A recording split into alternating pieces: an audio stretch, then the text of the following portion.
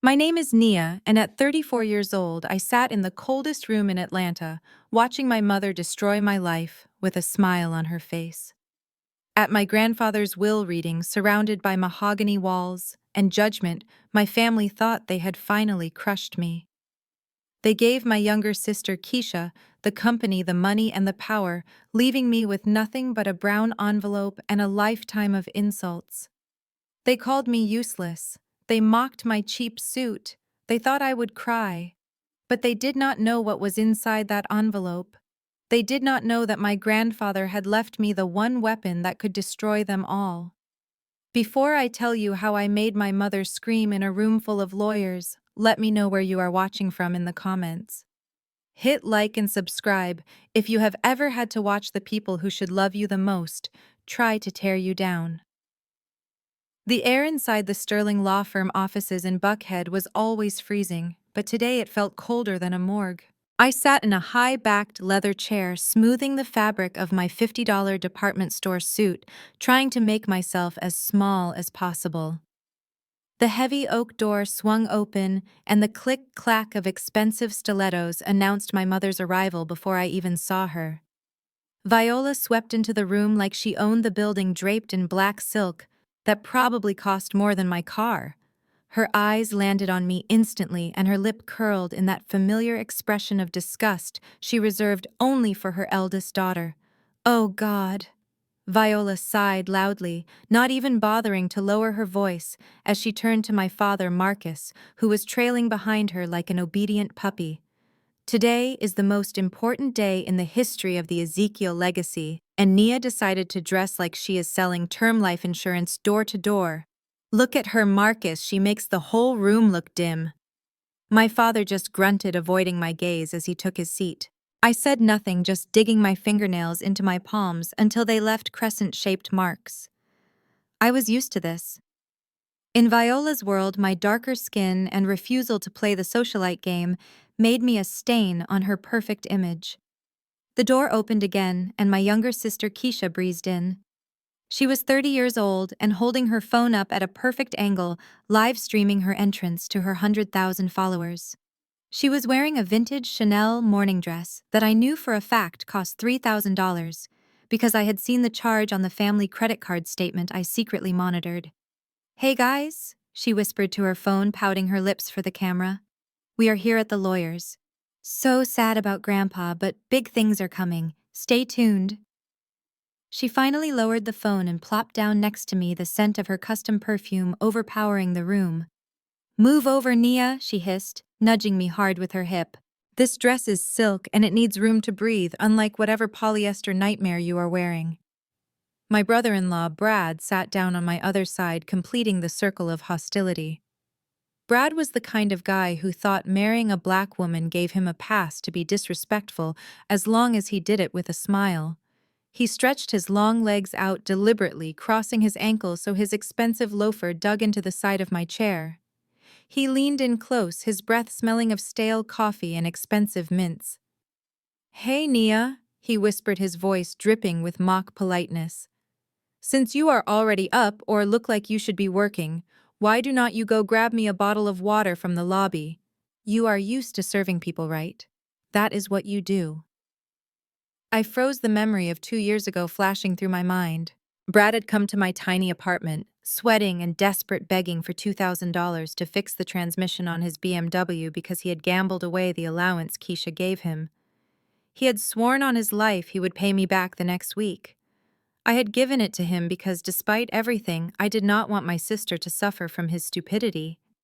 He had never paid me back. Not a dime. And now he looked at me like I was the help. I turned to him, my face completely blank. "Get it yourself, Brad," I said quietly, my voice steady despite the rage burning in my chest. "Or ask your wife to buy you a bottle. I hear she has plenty of credit limits she has not maxed out yet." Brad's face turned a deep shade of red, and his smile vanished instantly. He leaned in closer, his voice dropping to a menacing growl that only I could hear. "Watch your mouth, Nia. You think you are tough, but after today, you are going to be nothing. You are going to be begging us for scraps, and I am going to enjoy watching you starve." I wanted to tell him that I had seen his bank records. I wanted to tell him I knew about his secret crypto wallet that was currently down 60%. But I held my tongue. The time for that would come later. For now, I just stared him down until he blinked and looked away, muttering something about ungrateful relatives under his breath. The room was buzzing with the low murmur of my family's self-congratulatory chatter. Viola was already planning which room in the mansion she would redecorate first. Keisha was taking selfies. Marcus was looking at photos of cars on his phone. They were vultures circling a carcass they had not even killed. Suddenly, the heavy double doors at the end of the room swung open again. The chatter cut off instantly as Mr. Sterling walked in. He was a tall man with iron gray hair and a face that revealed absolutely nothing. He carried a leather briefcase so thick it looked like it contained the secrets of the entire city. He walked to the head of the massive table and dropped the briefcase onto the mahogany surface. Thud. The sound was dry and heavy like a gavel striking a death sentence. It echoed in the silence, cutting through the tension like a knife. Even Keisha put her phone away. Sterling adjusted his wire-rimmed glasses and looked around the room, his gaze lingering on me for a fraction of a second longer than the others. There was something in his eyes. It was not pity. It looked almost like anticipation. Mr. Sterling did not waste time with pleasantries. He opened the leather-bound folder with a deliberate slowness that made the air in the room feel thin. He adjusted his spectacles and began to read, his voice a dry monotone that betrayed no emotion whatsoever. I, Ezekiel Brooks, being of sound mind and body, do hereby declare this to be my last will and testament. The room was so quiet I could hear the hum of the air conditioning unit and the rapid tapping of Keisha's acrylic nails against her phone screen. First to my only daughter Viola. Sterling read, not looking up. I leave the family estate in Buckhead, including all furnishings, art, and the surrounding grounds.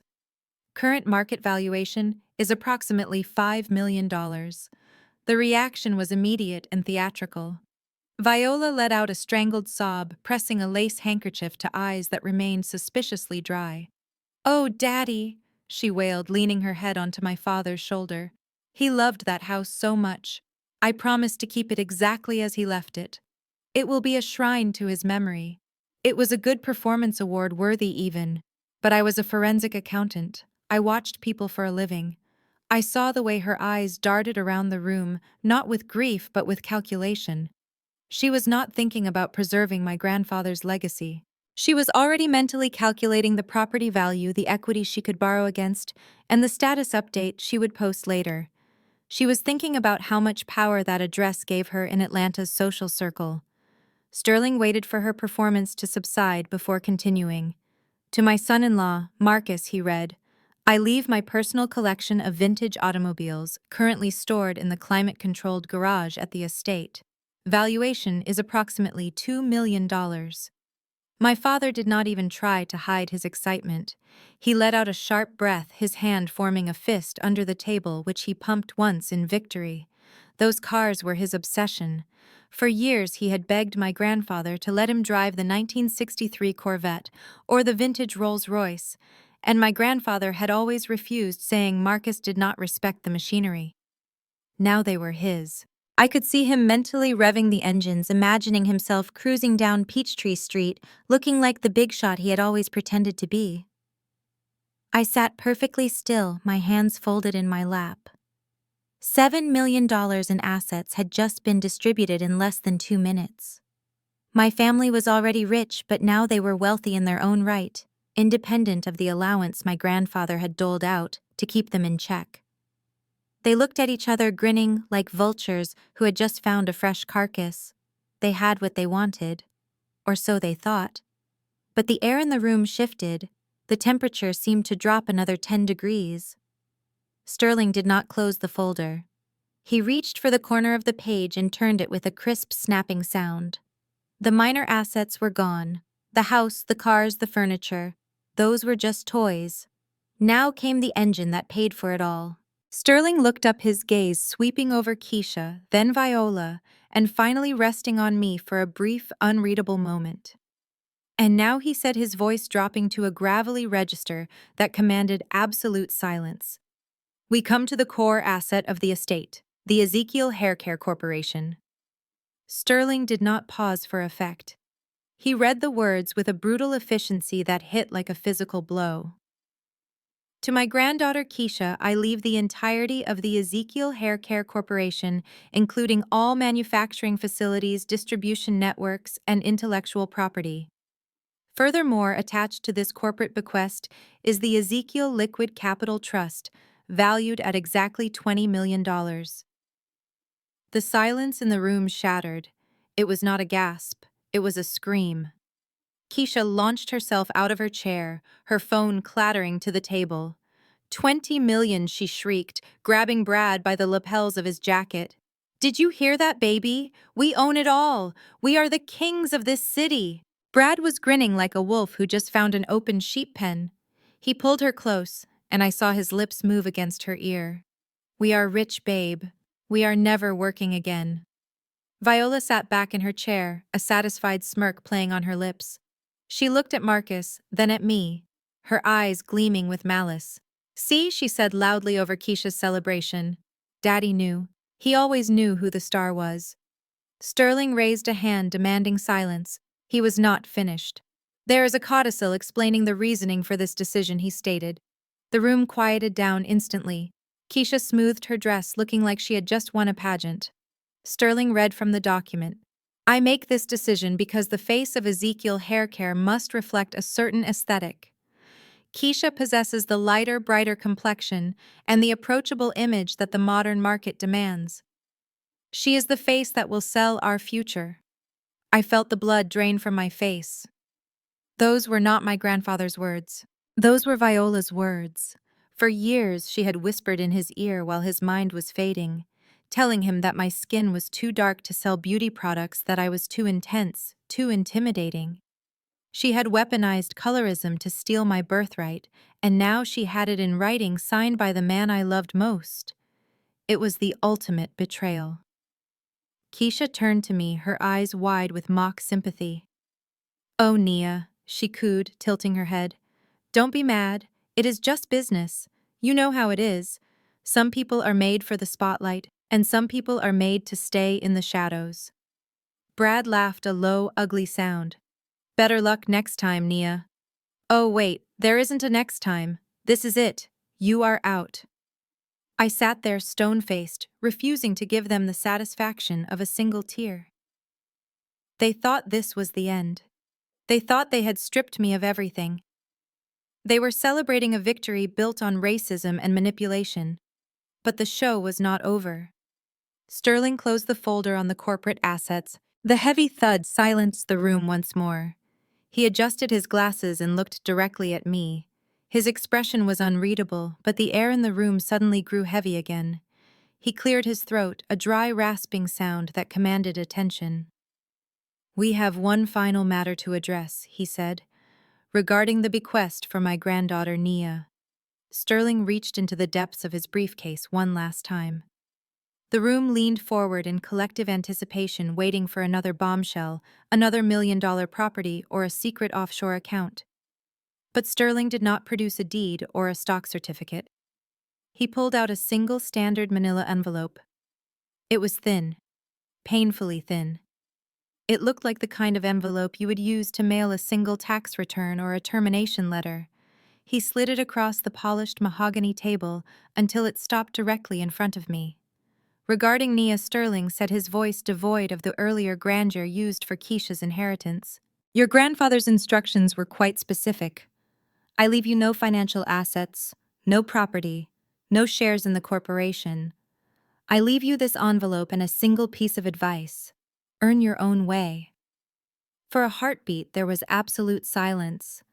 Then my mother threw her head back and let out a laugh that was sharp and jagged like broken glass. It started low and erupted into a full-blown cackle of triumph. She slapped the table with her hand, her diamond rings clacking against the wood. I told you, she shouted, pointing a manicured finger at my face. I told you he knew. He saw right through you, Nia. He knew you were nothing but a bean counter calculating pennies while the rest of us made history. He knew you did not have the soul for this family or the look for this brand. You are too small for this legacy. Keisha joined in, giggling behind her hand.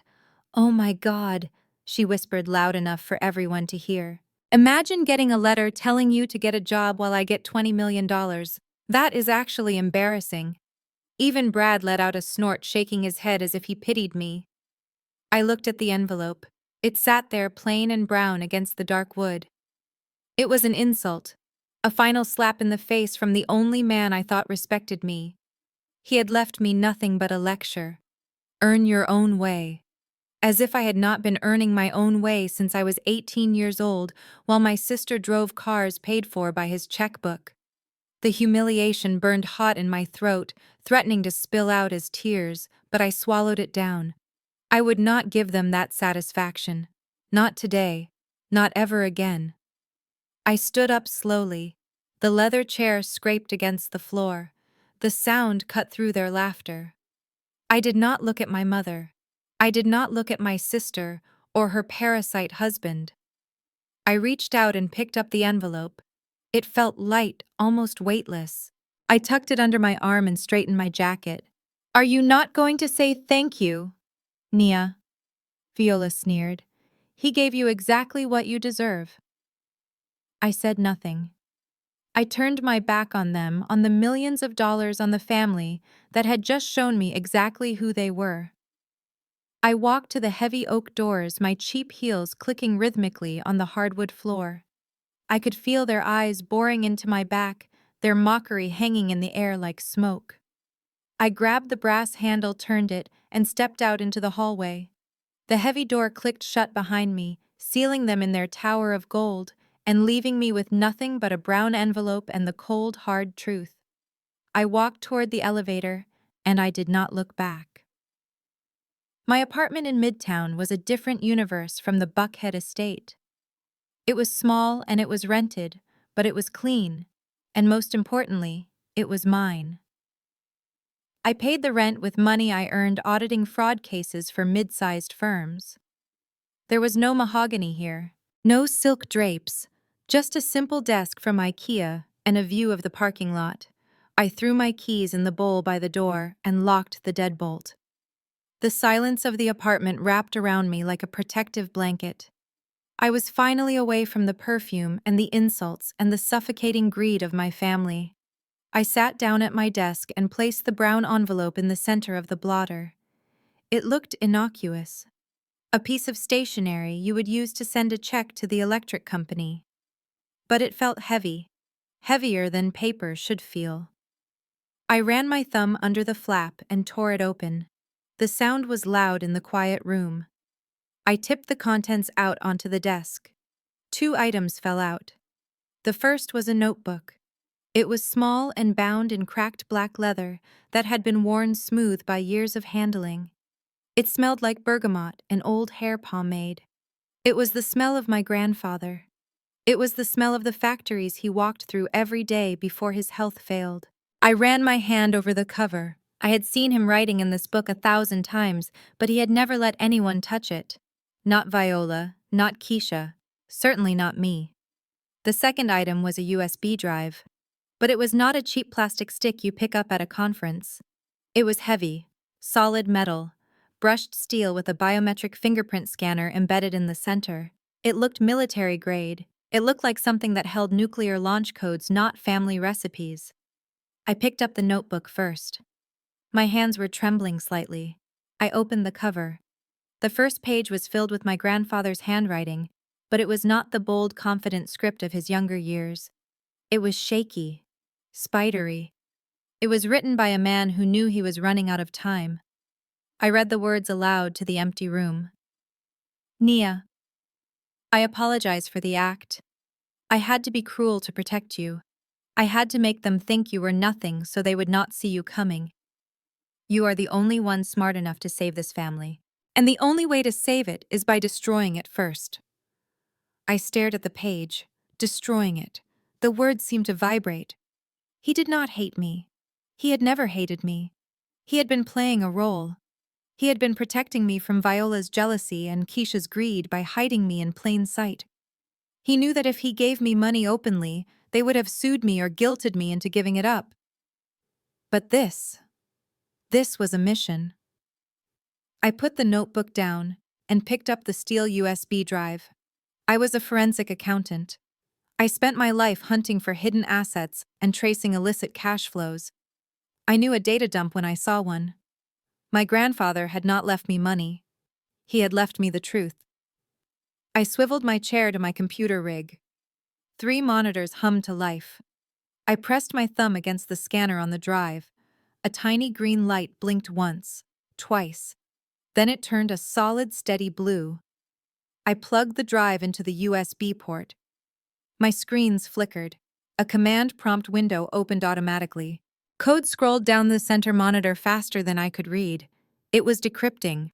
Layers of security were peeling away like the skin of an onion. Then the scrolling stopped. A single dialog box appeared in the center of the screen with bold green text that illuminated my face in the dim room. Master key access granted. The numbers on the screen were not just data points. They were a timeline of my trauma. I scrolled back through the years, my eyes scanning the ledger entries my grandfather had secretly compiled. Column A was the date. Column B was the amount. Column C was the lie they told me. And column D was the truth. My cursor hovered over an entry from 16 years ago. May 15, 2008.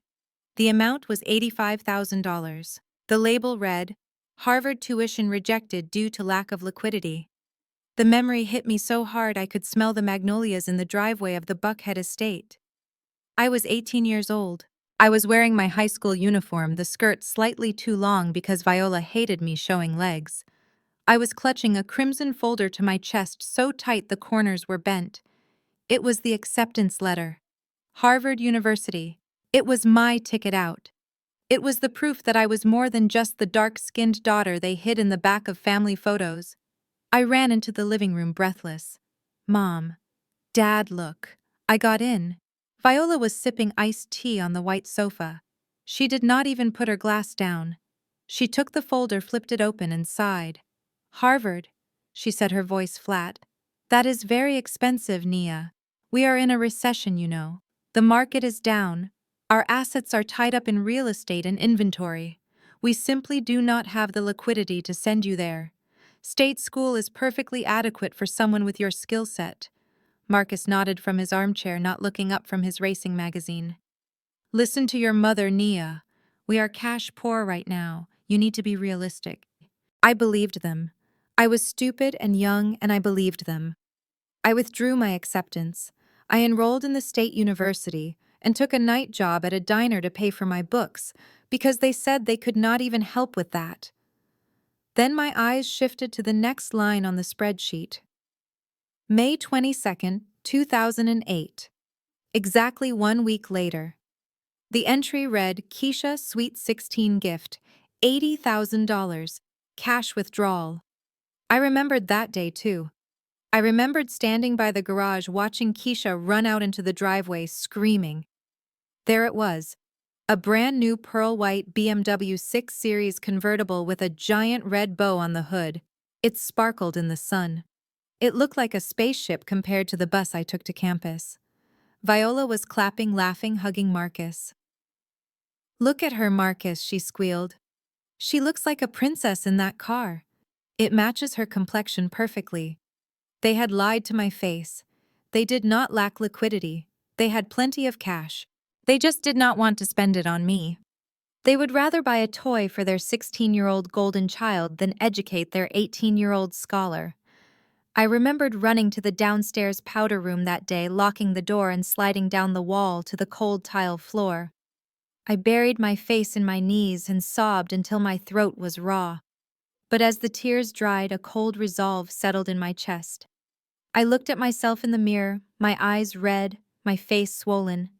I made a vow to my reflection. I swore that I would never be lied to about money again. I swore I would learn how to track every cent, every wire transfer, every hidden account. I would become the master of their secrets. And today, looking at the digital proof of their betrayal on my monitor, I knew I had kept that promise. The cursor blinked, moving down the spreadsheet to another date that was burned into my memory.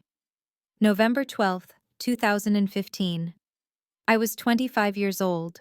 I was lying in a hospital bed in the emergency room, doubled over in agony. The doctor had just told me I had a ruptured ovarian cyst. It was complex, it was dangerous, and I needed surgery immediately to save my ovary and possibly my life. The cost for the uninsured procedure was $5,000 upfront. I was working as a junior auditor, then barely making rent, and my insurance had lapsed when I switched jobs. I remembered the shame of asking the nurse for a phone. I dialed the only number I knew by heart. My mother's personal line. She answered on the second ring, the background noise of soft jazz and chatter filtering through. "Mom," I gasped, clutching my side. "I am at the hospital. I need surgery. It is $5,000. Please, I will pay you back. I just need it now." Viola sighed, a long, exasperated sound that made me feel like a child asking for candy before dinner. "Oh, Nia, always with the drama. You know we do not keep that kind of cash lying around. Our money is in the ground, honey. It is tied up in the new distribution center land in Savannah. We are illiquid right now. You will have to figure it out. Ask the hospital for a payment plan. That is what poor people do, right?" She hung up. I ended up signing a predatory loan agreement with an interest rate so high it took me 3 years to pay off a 2-hour surgery. I had believed her. I had believed that my wealthy family was momentarily cash poor. But the spreadsheet on my screen told a different story.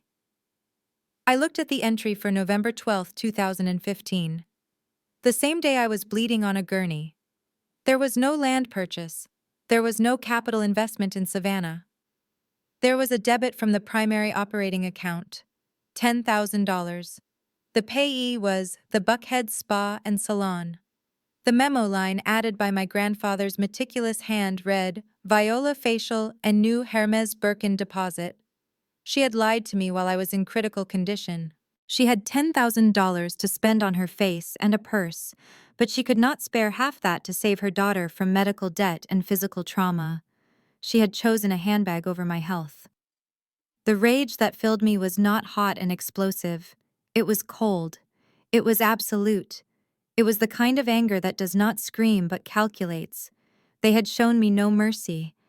They had shown me no love. They had treated me like a liability to be managed while they siphoned off the family fortune for their vanity projects. I stared at the glowing monitor, the blue light reflecting in my eyes. The tears that had threatened to fall earlier were gone, evaporated by the heat of my fury. I was done being the victim. I was done being the sad, rejected daughter. I cracked my knuckles and leaned forward. My fingers hovered over the keyboard. It was time to stop reading history and start writing the future. I began to type.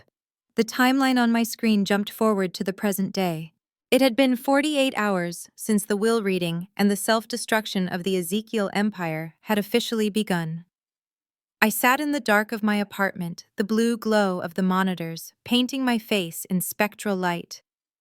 On the left screen, I had a live feed of Keisha's Instagram. On the right screen, I had the master administrative access to the Ezekiel Haircare corporate treasury. The two images told a story of impending disaster that only I could see. Keisha was not in Atlanta anymore. She was in Miami, standing on the deck of a 100-foot yacht that I knew for a fact cost $15,000 an hour to charter. She was wearing a white bikini and holding a magnum of champagne that cost more than my first car. She was screaming into the camera, her voice distorted by the wind and the bass of the music. "Welcome to the new era of Ezekiel Hair Care," she yelled over the noise, her eyes glassy and bright. "We are taking over the world, baby. No more boring budgets. No more old people rules. We are spending money to make money." She turned the camera to show Brad, who was wearing a gold chain I had never seen before and smoking a cigar the size of a baton. He winked at the camera and tapped the black card sitting on the table in front of him. The American Express Centurion card, the black card. It was the ultimate symbol of unlimited spending power. It was supposed to be used for capital investments and inventory acquisition. Instead, it was being used to buy bottle service for strangers. I looked at the right monitor. A red alert box had popped up in the center of the screen. It was a fraud prevention warning from the bank. The algorithm had flagged a transaction attempting to clear. The amount was $50,000. The merchant was the Diamond Club, Miami. The category was entertainment. Under normal circumstances, this transaction would be automatically blocked. It was reckless. It was outside of normal operating parameters. It was financial suicide. My finger hovered over the mouse. I had the power to stop this. I had the biometric clearance to freeze the accounts, to lock the cards, to shut down the entire party before the first cork was popped. It would have been the responsible thing to do.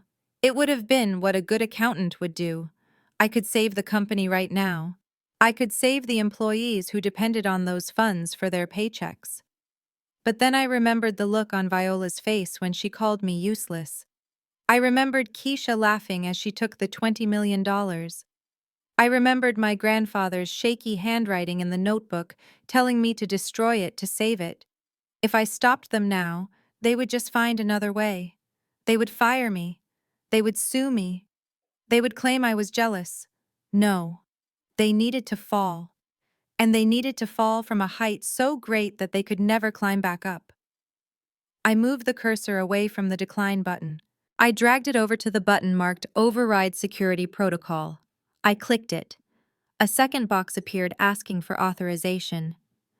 I typed in the code my grandfather had left in the notebook. Nemesis. The screen flashed green. Authorization accepted. Transaction approved. On the left screen, Keisha cheered as a waiter brought out a tray of diamonds and sparklers. She had no idea that the money she was spending was not profit. It was leverage. I watched the numbers in the corporate account drop, red digits hemorrhaging cash. I leaned back in my chair, my face cold and expressionless. Go ahead, Keisha, I whispered to the empty room. Eat up. Let us see if you can swallow it. I closed the live feed of Keisha's yacht party. Watching them burn money was satisfying, but I needed ammunition, not just entertainment. I turned back to the historical ledger on the USB drive. My grandfather had flagged several accounts with a simple red tag indicating irregularities he had found but never acted upon. He had left the execution to me. I clicked on the first flagged account. It was labeled Operating Expenses, Warehouse Maintenance. On the surface, it looked legitimate. A monthly wire transfer of $20,000 for upkeep, repairs, and security at the distribution centers. It had been auto-paid on the first of every month for the last 10 years. But as I drilled down into the metadata, the cracks began to show. The vendor name was listed as SL Holdings, LLC. I cross-referenced it with the vendor master file. There was no tax ID, no invoice history, and no work orders. Just a routing number and a recurring payment that had drained $2.4 million from the company over a decade. I opened a new window and ran a trace on the routing number. It linked to a private bank in the Cayman Islands, which usually meant a dead end. But I was not just an accountant. I was a forensic specialist. I knew how to follow the digital breadcrumbs. I accessed the property tax records associated with the LLC's registered mailing address here in Atlanta. It was not a warehouse. It was not a repair shop. It was a penthouse apartment at the Sovereign, one of the most expensive residential towers in Buckhead. I pulled up the deed. The owner of record was SL Holdings, but the occupant listed on the building's concierge registry was a woman. Her name was Sugar, just Sugar. No last name listed in the guest log, though the deed had a signature that looked like a heart. I did a quick social media search. It took less than 30 seconds to find her. Sugar was a 28-year-old lifestyle model with an Instagram feed full of designer bags, red bottom shoes, and a vintage red convertible that looked suspiciously like the one my father had claimed was in the shop for 6 months back in 2018. I sat back, the air hissing through my teeth. My father, Marcus. The man who walked 2 steps behind Viola and nodded at everything she said had been embezzling $20,000 a month to fund a secret life. While Viola was screaming at me about the cost of my state college tuition, Marcus was paying the mortgage on a penthouse for a woman younger than me. While I was taking out predatory loans for surgery, he was buying sugar diamond anklets. He had stolen millions from the family he claimed to serve right under Viola's nose. The hypocrisy was so thick I could taste it. Marcus played the role of the devoted henpecked husband, letting Viola take the heat for being the villain, while he quietly bled the company dry. He was not a victim of her controlling nature. He was a parasite feeding off the host. I took a screenshot of the deed. I downloaded the entire transaction history of the warehouse maintenance account. I compiled the photos from Sugar's social media that featured the gifts my father had likely purchased. I bundled it all into a single encrypted file. I moved the cursor to the desktop and created a new folder. I typed 3 letters, DAD. I dragged the file into the folder and listened to the soft click of the mouse. 1 down, 2 to go. My phone buzzed violently against the desk, the vibration rattling the empty coffee mug I had pushed aside hours ago. The screen lit up with a FaceTime request. The caller ID read, Keisha CEO. She had updated her contact information before the ink on the probate documents was even dry. I accepted the call and propped the phone against the base of my monitor, creating a split-screen view of my sister's face and the financial precipice she was dancing on. Keisha filled the frame, her face flushed and shiny with sweat and expensive champagne. The background was a blur of white fiberglass and turquoise water. The wind whipped her hair across her face, but she did not care. She was holding a bright orange Hermes Kelly bag up to the camera lens like a trophy. Nia, she shrieked, her voice slurring slightly over the roar of the wind.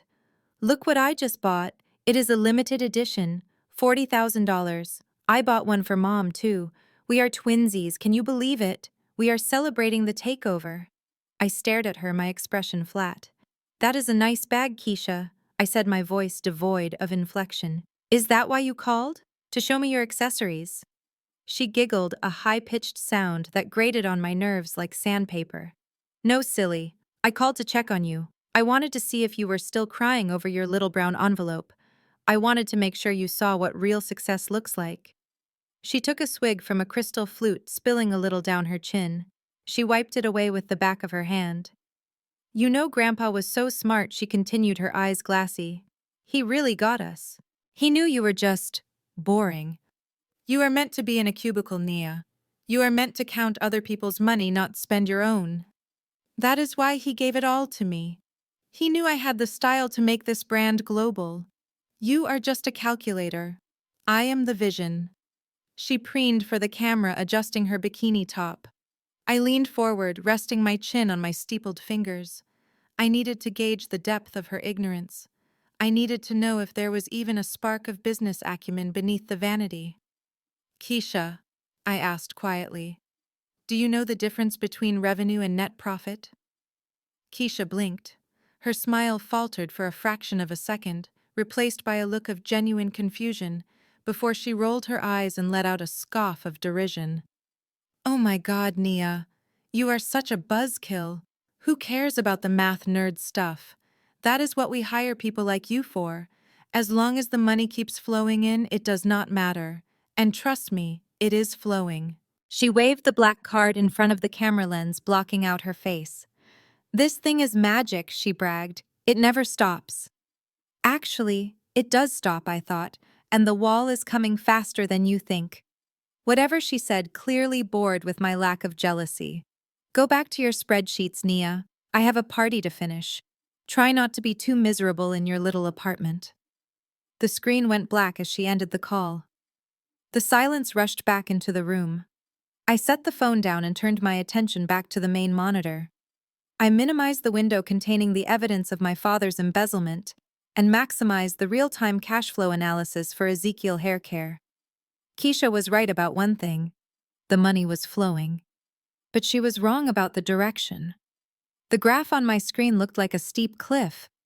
The line representing the company's operating capital was nosediving straight toward the x-axis. Between the yacht rental, the designer bags, the jewelry, and the high-end catering, they had burned through nearly $300,000 in 48 hours. I watched the red line dip lower pixel by pixel. They were celebrating their ascent to the throne, completely unaware that they had already walked off the edge. I picked up my coffee mug and took a slow, deliberate sip. Gravity was about to teach them a very expensive lesson. While Keisha was popping champagne in Miami, Brad was sitting in the pool house back in Buckhead, nursing a bruised ego and a bottle of expensive bourbon. I could reconstruct his night just by watching the digital footprints he left behind. Brad hated being Keisha's husband. He hated that the money, the power, and the attention were hers. He wanted to be the man, he wanted to be the tycoon, and like every mediocre man with more ambition than intelligence, he thought the shortcut to respect was a high-risk gamble. My system flagged the unauthorized login at 3:14 a.m. It was Brad's laptop accessing the corporate treasury portal using Keisha's credentials. He didn't even have the decency to hack it properly. He just used the password she probably had written on a sticky note. He navigated straight to the emergency liquidity fund, the rainy day account my grandfather had built over 40 years to survive recessions and pandemics. It held exactly $5 million. I watched the keystrokes appear on my monitor in real time. He opened a new browser tab. Crypto exchange. He wasn't buying Bitcoin or Ethereum. He was buying something called Moondog Rocket, a meme coin that had launched 3 days ago and was being hyped by bots on Twitter. He was dumping $5 million of hard-earned manufacturing capital into a digital Ponzi scheme. A red dialog box flashed on my screen. Unusual activity detected. High-value transfer initiated. Authorize block. My finger hovered over the enter key. I could stop this. I could freeze the transfer, lock him out, and save the company's safety net. It would take one click. I thought about the employees in the factory who relied on that fund for job security. I thought about the legacy my grandfather built. But then I remembered the feel of Brad's shoe digging into my thigh at the lawyer's office. I remembered him demanding I fetch him water like a servant. I remembered him taking my $2,000 and laughing about it. If I saved them now, they would never learn. They would just think they were invincible. They needed to feel the ground disappear beneath their feet. I pulled my hand back from the keyboard. I let the timer on the security alert count down. 10 seconds, 5 seconds, 3, 2, 1. Auto approval granted. The screen refreshed. The transfer bar filled up rapidly, moving from 0 to 100% in seconds. The balance of the emergency liquidity fund plummeted. The numbers scrolled down like a slot machine, finally settling on a single stark digit, zeros on dollars. $5 million gone, vaporized into the ether of the blockchain. Brad had just bet the entire future of the company on a joke currency. I imagined him in the pool house, leaning back in his chair, thinking he was a genius, thinking he was about to turn 5 million into 50. He had no idea he had just signed his own death warrant. I took a screenshot of the zero balance. I logged the IP address and the timestamp. I added it to a new folder on my desktop labeled BRAD. The trap was set. The safety net was gone. Now all I had to do was wait for the crash. 3 months later, the digital house of cards collapsed. It did not happen slowly. It happened all at once on a rainy Tuesday morning that would go down in Atlanta business history. I sat in my office watching the live ticker for Moondog Rocket. The developers had rug pulled. In the span of 6 minutes, the value of the coin dropped by 99.9%. $5 million of my grandfather's legacy vanished into the pockets of anonymous scammers. Brad's genius investment was now worth less than a used car. The dominoes began to fall immediately. At the port of Savannah, 6 shipping containers filled with essential shea butter and organic oils from Ghana were flagged for non-payment. The suppliers had tried to draw on the letter of credit, but the bank had refused. Insufficient funds. Without raw materials, the manufacturing lines at the Ezekiel plant ground to a halt. The silence in the factory was deafening. It was the sound of an empire dying. Keisha, oblivious as always, tried to fix the problem by throwing paper at it. She signed payroll checks for 300 employees with her signature pink gel pen, smiling for Instagram as she handed them out. "We love our team," she captioned the photo. "Bonus season comes early." 24 hours later, the checks started bouncing. It was not just a financial error, it was a felony in the making. In Georgia, writing bad checks for wages is a crime. The employees did not just get mad, they got organized. I turned on the local news. The aerial footage showed the gates of the Buckhead estate. It looked like a siege. Dozens of factory workers were gathered outside the wrought iron fence, holding signs that read, "Keisha stole our rent, and Ezekiel would be ashamed." Police cars were flashing their lights, trying to keep the crowd back from the manicured lawn. A reporter stood in front of the chaos, microphone in hand. "Breaking news," she said, her face grave.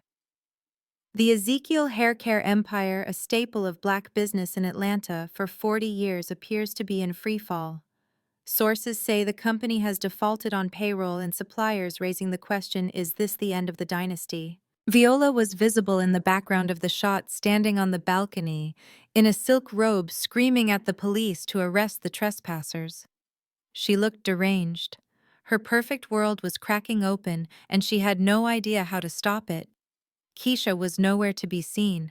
She was probably hiding in her walk-in closet, wondering why her black card was not working anymore.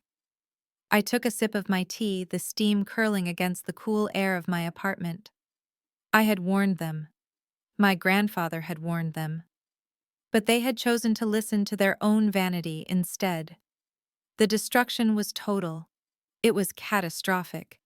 And it was exactly what needed to happen. My phone buzzed on the desk, vibrating so hard it walked a few inches across the wood. I looked at the screen. The name flashing there was one I had not seen in 3 months. Mom. I watched the phone ring until the screen went black. I did not have to wait long for the sequel. 30 minutes later, a pounding on my front door shook the frame of my apartment. It was not a polite knock. It was the kind of hammering that meant the police or a fire, or in my case, a desperate mother who had run out of options.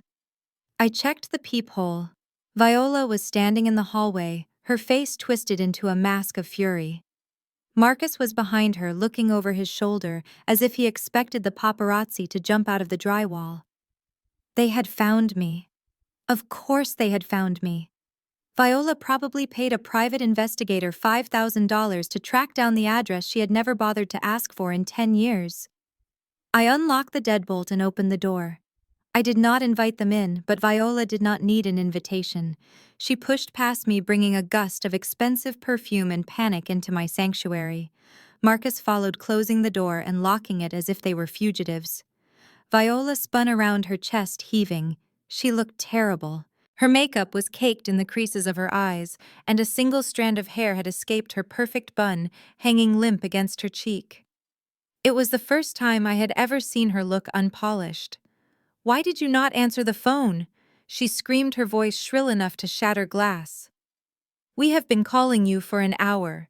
Do you have any idea what is happening? The news vans are at the gate, Nia. The police are talking about fraud. Your sister is hysterical." I walked past her into the living room and sat down on my beige sofa. I picked up my cup of tea and took a sip. "I know exactly what is happening," I said, calm as a frozen lake. "Keisha wrote checks she could not cash. In the state of Georgia, that is a misdemeanor for anything under $500. But for a payroll of 300 people, that is a felony. Several felonies, actually." Viola marched over and loomed over me. "Stop talking like a lawyer," she spat. "You are a forensic accountant. You know how to fix this. You know how to move numbers around. You need to get into the system and make those funds appear. You need to backdate the transfers or hide the deficit in the amortization schedule or whatever it is you boring people do. You have to fix the books, Nia." Marcus nodded, wiping sweat from his forehead with a silk handkerchief. "Just until we can liquefy some assets, Nia. just to keep the authorities off her back. She is young. She made a mistake. She cannot go to prison. I looked at them. They were not asking for help. They were demanding I become an accomplice. They wanted me to use the very skills I had mastered to catch criminals to become one myself. They wanted me to cook the books to cover up their golden child's incompetence. I set my teacup down on the coaster with a soft clink. I looked my mother in the eye. "Let me get this straight," I said. "You want me to falsify corporate records? You want me to commit wire fraud? You want me to obstruct a federal investigation?" Viola stamped her foot. "Do not use those words. You are helping your family. You are saving your sister." I leaned back, crossing my legs. "No, Mother," I said. "You are asking me to trade places with her. You want me to go to prison so Keisha can stay in the mansion. Is that it? You want the spare heir to take the fall for the princess?" Viola's face contorted into a mask of pure, unadulterated hatred. The vein in her forehead pulsed beneath her flawless foundation. She lunged forward across the small space between us. I saw it coming, but I did not move fast enough. Her hand connected with my cheek with a sharp cracking sound that echoed off the drywall. It was a sting I had not felt since I was 18 years old, standing in the kitchen holding my Harvard acceptance letter. "You ungrateful little wretch," she screamed, her voice raw and ugly. "I gave birth to you. I put clothes on your back. I put a roof over your head. You exist to serve this family. You will fix this for your sister because I said so. You will do your duty, Nia." She raised her hand to strike me again. But I was not 18 anymore. I was not the girl who cried in bathrooms. I reached up and caught her wrist in midair. Her arm was thin and her bones felt brittle under my grip. I squeezed just hard enough to stop her, just hard enough to let her know that the power dynamic had shifted permanently. Her eyes widened in shock. She tried to yank her arm back, but I held it firm. "You did not give birth to a daughter, Viola," I said, my voice low and dangerous. "You gave birth to an insurance policy. You kept me around as a spare part, just in case your golden child broke. Well, the policy has expired. I am not your janitor. I am not your fixer. And I am certainly not going to prison for you." I shoved her hand away from me. She stumbled back a step, rubbing her wrist, looking at me like I was a monster she had accidentally created. Marcus took a step forward, trying to regain control of the room. "Now, Nia," he began, using his fake authoritative voice. "Do not touch your mother like that. We are all under a lot of stress. We just need to find the money. If we can find the missing liquidity, we can cover the payroll and make this go away." I looked at him, the man who had played the role of the hapless bystander for 30 years while stealing us blind. "You want to find the liquidity, Dad?" I asked. "You want to know where the cash reserves went?" I walked over to the side table where I had stacked the files. I picked up the red folder labeled Dad. I did not hand it to him. I tossed it onto the glass coffee table. It slid across the surface and stopped right in front of Viola. "Ask him," I said, pointing at Marcus. "Ask your husband why the warehouse maintenance fund has been paying the mortgage on a penthouse at the Sovereign for the last 10 years. Ask him who Sugar is." Viola froze. She looked at the folder, then at Marcus, then back at the folder. Her hands were shaking as she reached out and flipped it open. The first thing she saw was a high-resolution photo of a 28-year-old woman leaning against a vintage red convertible. The same red convertible Marcus had told Viola was in the shop for repairs 3 years ago. The next page was a bank statement showing a monthly transfer of $20,000. Viola stopped breathing. She stared at the photo of Sugar wearing a diamond anklet. It was the same anklet Viola had wanted for her anniversary, but Marcus had told her they needed to be frugal. The silence in the room was absolute. Viola slowly lifted her head. She released the breath she had been holding in a long, shuddering hiss. She turned her head slowly, mechanically, until she was looking directly at Marcus. The look in her eyes was not just anger. It was murder. Viola let out a sound that was not human. It was a guttural shriek of betrayal that seemed to rip from her throat. She looked at the picture of Sugar wearing the diamond anklet, and then she looked at Marcus. The veneer of the sophisticated buckhead matriarch evaporated instantly. She lunged at him, her fingernails raking across his face, drawing thin lines of blood down his cheek. "You stole from me!" she screamed, grabbing him by the lapels of his Italian suit and shaking him violently. "You took my money. You took my father's money to keep a harlot in a penthouse. I gave you everything, Marcus. I gave you a life. I gave you a name. And you spent 10 years laughing at me with some girl young enough to be your daughter." Marcus stumbled back, tripping over the coffee table and landing hard on the floor. He scrambled backward, crab walking away from her, fury holding his hands up to protect his face. But then his fear turned into something ugly. He laughed, a harsh barking sound. "You gave me a life," he shouted back, wiping blood from his cheek. "You gave me a cage, Viola. You treated me like an employee for 30 years. And do not talk to me about wasting money. You want to know where the rest of the liquidity went? Ask your golden child. Ask Keisha." Viola froze mid-strike, her hand raised in a claw. "What are you talking about?" she hissed. Marcus scrambled to his feet, straightening his jacket with trembling hands. "You think I am the only one draining the accounts? Brad accessed the treasury 2 days ago. He took $5 million, Viola, the entire emergency reserve. He bet it all on some digital coin because he wanted to be a big shot. And he lost it all. Every single cent. Your precious son-in-law burned $5 million in an hour, and Keisha let him do it because she gave him the passwords." Viola looked like she had been struck by lightning. She staggered back, her hand going to her chest. "$5 million, she whispered. "That cannot be true. Keisha would not." "She is incompetent," Marcus yelled. "She is a child playing dress-up, and you are the one who gave her the keys." "I took a salary, Viola. I took what I was owed for putting up with you. They burned the company down." I stood against the wall, my arms crossed over my chest, watching them tear each other apart. It was like watching rats fight on a sinking ship. They were so busy blaming each other they did not realize the water was already over their heads. I felt nothing for them. No pity. No sadness. Just a cold, clinical observation of their destruction. I walked to the front door and threw it open.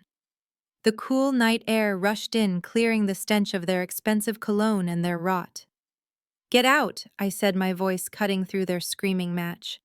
They both stopped and looked at me. For a second they seemed to remember I was there.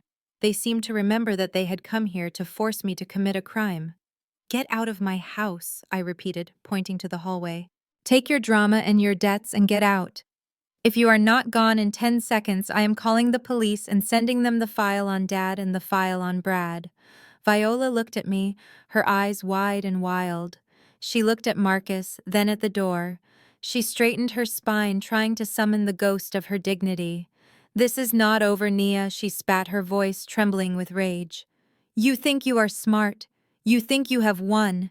But you are still nobody. You will pay for this." She marched out the door, her heels clicking angrily on the concrete. Marcus followed her, clutching his bleeding cheek, casting one last hateful look in my direction. I slammed the door shut and locked the deadbolt.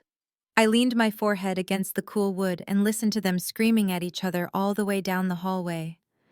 They were leaving, but I knew they would be back. They needed a scapegoat, and I was the only one left. Keisha did not take the news of the missing $5 million well. According to the security logs I was monitoring, she changed the gate codes at the Buckhead estate exactly 12 minutes after I kicked our parents out of my apartment. Brad was not just in the doghouse, he was on the street. His clothes were likely burning on the front lawn, and his access to the easy life had been revoked permanently. A parasite without a host is a dangerous thing, and I knew exactly where he would come to feed.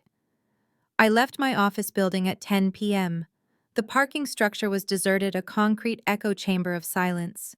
The fluorescent lights hummed overhead, casting long, flickering shadows against the gray walls. I walked toward my modest sedan, keys in hand. I was not afraid. I was waiting. I knew a man like Brad would not blame himself. He would not blame his greed or his stupidity. He would blame the person who held the keys. He stepped out from behind a concrete pillar 20 feet from my car. He looked like a wreck. His expensive designer shirt was stained and untucked, and his eyes were wild with a mixture of sleeplessness and cheap whiskey. He was holding an aluminum baseball bat, gripping the handle so hard his knuckles were white. He blocked my path to the driver's side door, swinging the bat lazily by his side. "You did this," he rasped, his voice echoing in the empty garage. "You locked the accounts. You made the coin crash. You set me up, Nia." I stopped walking. I did not reach for pepper spray. I did not scream. I just looked at him with the same detached curiosity a scientist uses to observe a bacteria under a microscope. "I did not make you buy a meme coin, Brad," I said calmly. "You did that all by yourself. I just watched. And honestly, it was the most expensive comedy I have ever seen." He roared a sound of pure, impotent rage and slammed the bat into the concrete pillar. Sparks flew. "Fix it," he screamed. "Get on your computer and unlock the treasury. Put the money back. Undo whatever hack you did. Or I swear to God I will smash this car into scrap metal with you inside it. Open the accounts, Nia." He took a step toward me, raising the bat. He thought he was terrifying. He thought violence could reverse a blockchain transaction. He thought intimidation worked on someone who had survived Viola's psychological warfare for 30 years. He was wrong. I did not back down. I took a step closer to him, which made him pause in confusion. I raised my hand, but not to surrender. I pointed a single finger up toward the ceiling of the parking deck directly above his head, to the dark corner where a red light blinked steadily in the gloom. "Brad," I said, my voice cutting through his heavy breathing. "Look up. Smile for the camera." Brad looked up at the red light blinking in the darkness. His brain processed the trap a second too late. The silence of the garage was shattered by the deafening chirp of a siren and the blinding flash of blue and red strobe lights bouncing off the concrete walls. 2 patrol cars screeched around the corner, blocking the exit ramp and boxing us in. I had called them 12 minutes ago when I first saw Brad loitering on the building's external security feed. I knew he was coming before he even parked his car. I was a forensic accountant. I tracked patterns for a living, and Brad was nothing if not predictable. "Drop the weapon," a voice boomed over a loudspeaker. "Drop it now." Brad's face went pale. The bravado evaporated, leaving behind a terrified man holding a metal stick. The bat clattered to the concrete floor, rolling away from him with a hollow metallic ring. He put his hands up, trembling violently. "I did not do anything," he stammered, his voice cracking. "We are just talking. She is my sister-in-law." Officers swarmed him. They did not care about his excuses. They saw a man with a weapon cornering a woman in a deserted garage. They slammed him against the hood of the cruiser, kicking his legs apart. I watched the metal cuffs click around his wrists with a profound sense of satisfaction. It was the sound of consequences finally catching up to him. An officer approached me, notebook in hand. "Are you hurt, Mom?" he asked. "No," I said, handing him a USB drive I had prepared earlier, "but he threatened to kill me and destroy my vehicle. The audio and video from that security camera are all on here. I want to press charges to the fullest extent of the law." The officer nodded, pocketing the evidence. "We have him on possession of a weapon with intent and terroristic threats. He is not going anywhere tonight." I walked over to where they were shoving Brad into the back seat. He looked pathetic. His expensive shirt was torn and he was crying, snot running down his face. I motioned for the officer to wait a second. I leaned down until my face was inches from the window. Brad looked at me, expecting mercy. He expected me to tell them it was a misunderstanding, because that is what Nia the doormat would have done. I smiled. "You are not just broke, Brad," I whispered through the glass. "You are stupid. You really thought violence would fix a math problem." He stared at me, his eyes wide. "And here is a free tip." I continued. "Do not call Keisha for bail money. She does not date losers who lose $5 million. She is probably drafting the divorce papers right now to save her own skin. Enjoy jail." He started screaming, thrashing against the restraints, spitting curses at the glass. I straightened up and thanked the officers. I walked to my sedan and unlocked the door. I slid into the driver's seat and started the engine. The sound was smooth and reliable. I put the car in gear and drove past the police cruiser, past Brad's contorted, screaming face, and out into the cool night air. The rearview mirror showed nothing but red and blue lights fading into the distance. I turned on the radio and hummed along to the music. One predator down, two to go. The chaos with Brad was loud and public, but the real destruction arrived quietly in a white envelope 3 days later. The Internal Revenue Service does not scream. They do not send text messages. They send certified mail with a return receipt requested. When the mail carrier handed the thick packet to Keisha at the gates of the Buckhead estate, she thought it was a contract for a reality TV show. She was wrong. It was a formal notification of an audit from the Criminal Investigation Division. I saw the alert hit the system before they even opened the envelope. My grandfather had set up the corporate accounts to trigger a notification to the forensic auditor me whenever a federal subpoena was issued. I sat in my office and read the digital copy. It was catastrophic.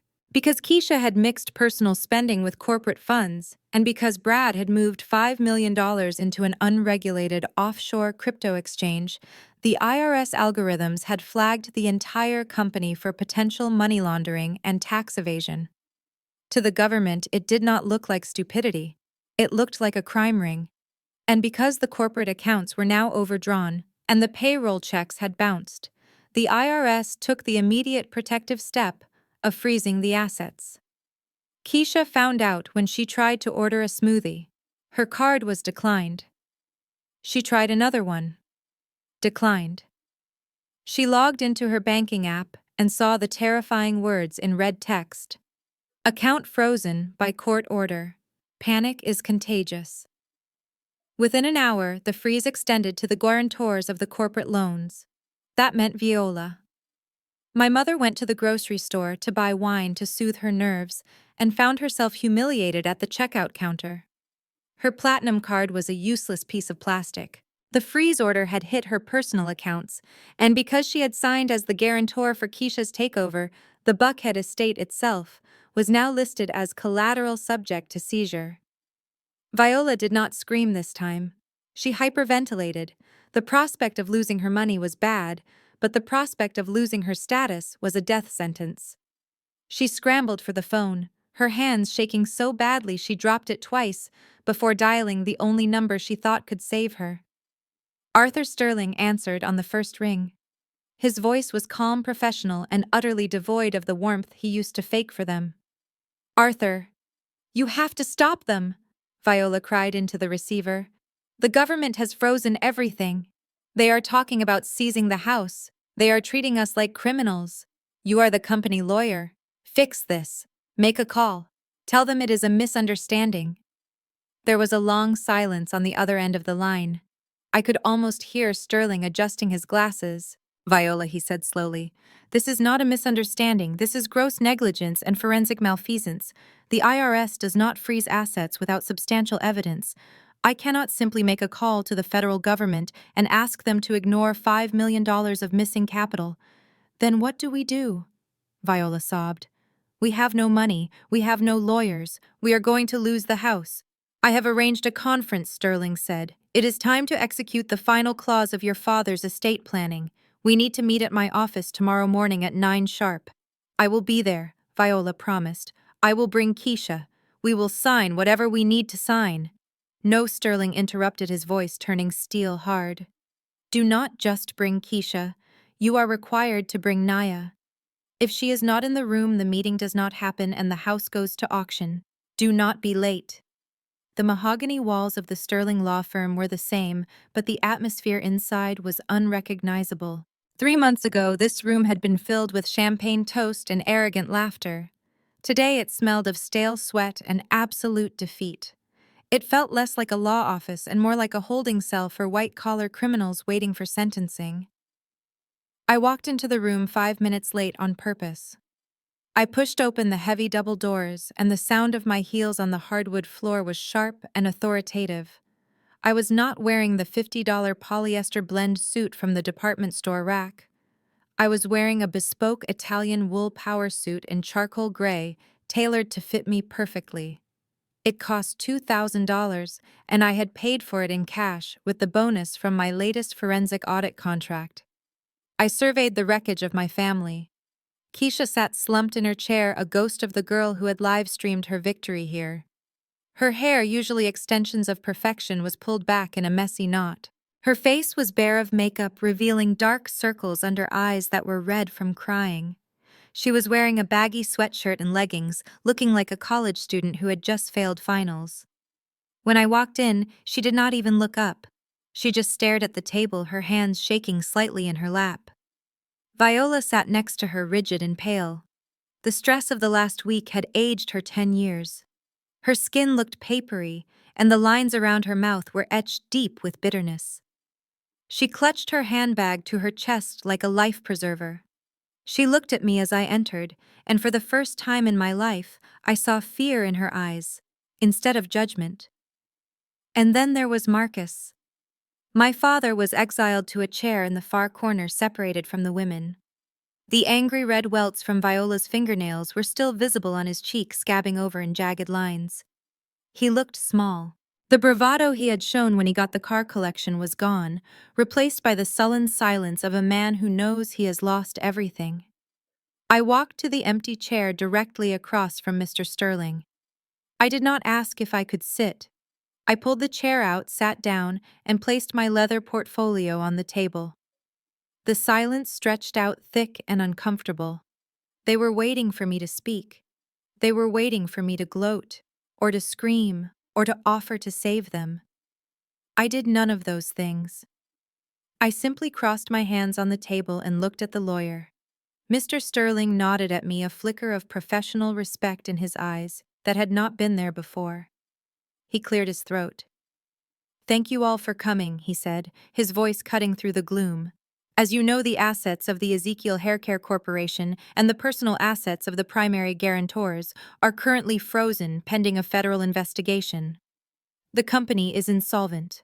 The liquidity is gone." Viola let out a small whimper, but Sterling ignored her. He stood up and walked to a large flat-screen monitor mounted on the wall. He picked up a remote.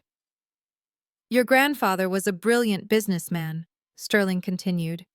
"But he was also a realist. He knew his family better than you knew yourselves.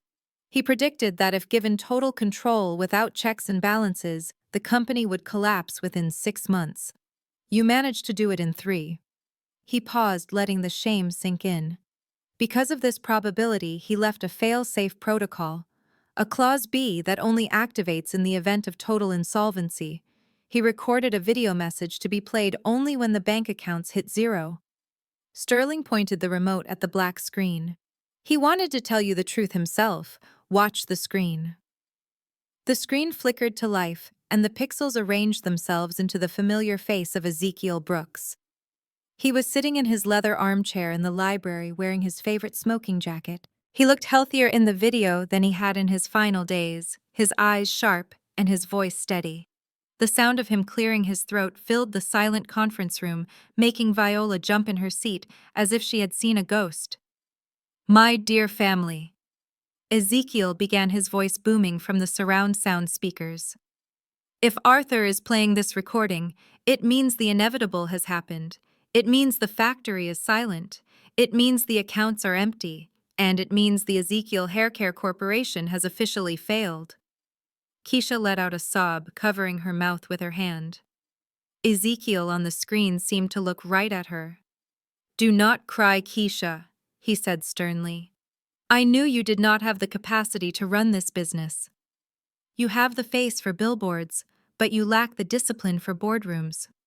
I gave you the company, not because I believed in you, but because I needed to teach this family a lesson that words could not convey.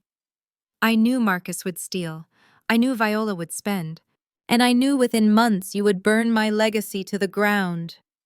Viola gasped, clutching her chest. "How could you?" she whispered at the screen. "We are your blood." The video, Ezekiel leaned forward. "You thought the $20 million trust was a gift. You were wrong. It was a test. That money was never liquid cash sitting in a vault. It was a valuation based on the brand's projected worth. It existed only on paper. And since you have destroyed the brand's reputation with scandal and fraud, that $20 million is now worth absolutely nothing." The room went deathly still. The inheritance was a mirage. They had spent real money chasing a fantasy, and now the bill had come due. But Ezekiel was not finished. However, he continued, his eyes glinting with a hard lesson. There is one part of the company finances that is very real. For the last 5 years, I have been quietly leveraging the company's assets. I took out loans. I bought out bad contracts. I accumulated debt, specifically $35 million in secured debt. 35 million? Marcus choked out his face, turning a sickly shade of gray. We are $35 million in the hole. Yes, Ezekiel said on the screen. The company is not just broke, it is underwater, and the terms of the debt are aggressive. Upon the declaration of insolvency, which you have now triggered, the creditor has the right to seize all assets immediately. The factory, the inventory, the intellectual property, and thanks to Viola, signing as a guarantor, the Buckhead estate as well. The video cut to black, leaving the room in a stunned, terrified silence. They were not just poor. They were destitute. They owed a fortune to a ghost.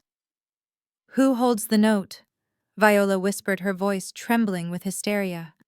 Who do we owe this money to? Is it the bank? Is it the government?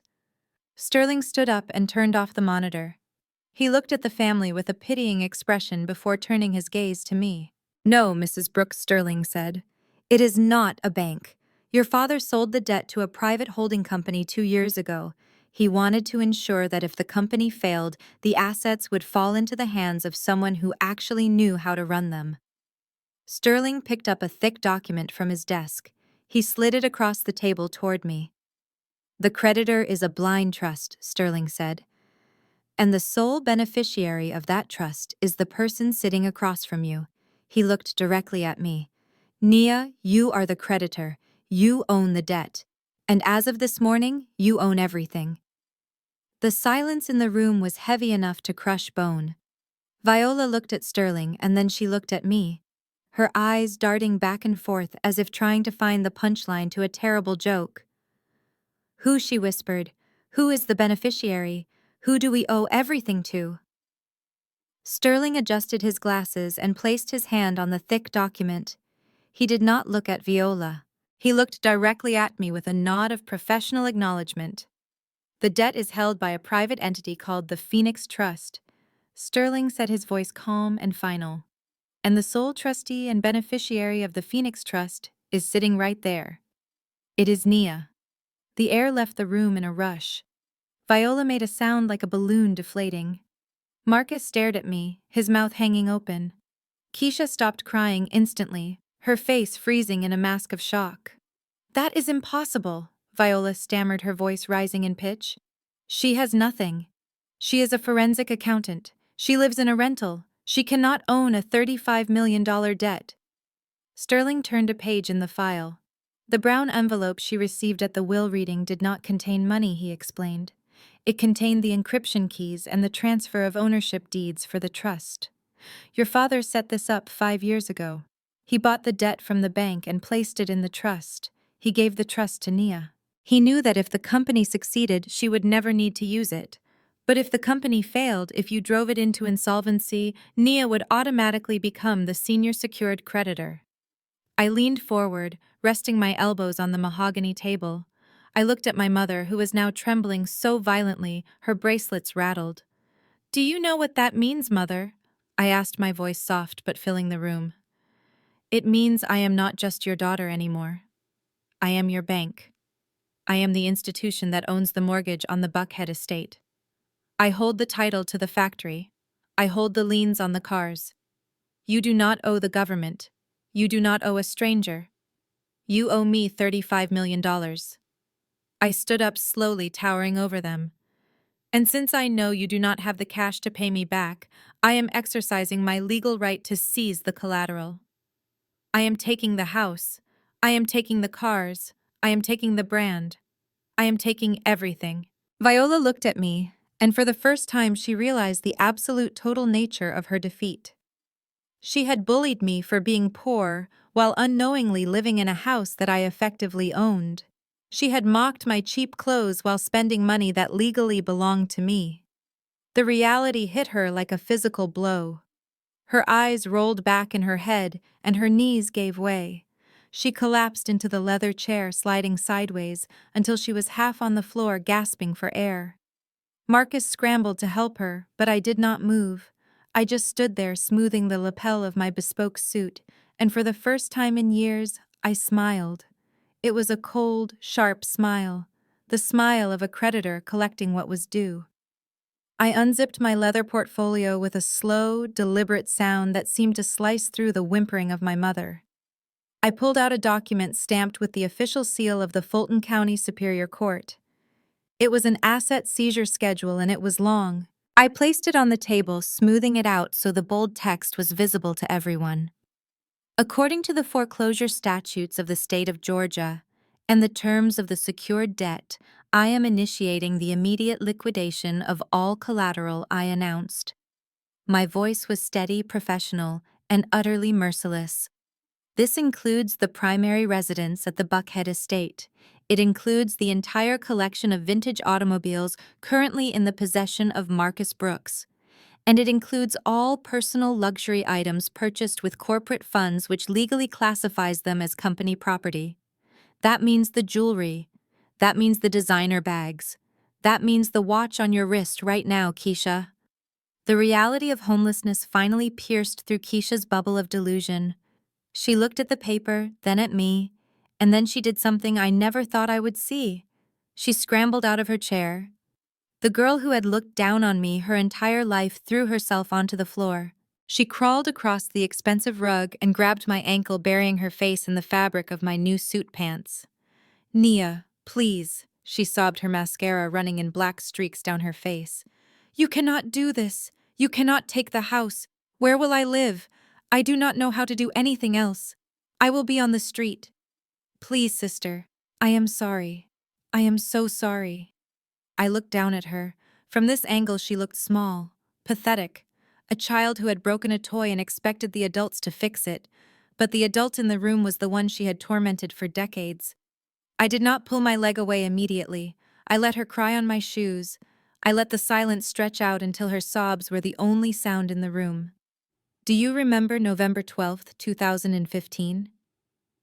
Keisha?" I asked quietly. She looked up, confused, sniffing loudly. "What?" "I was in the emergency room."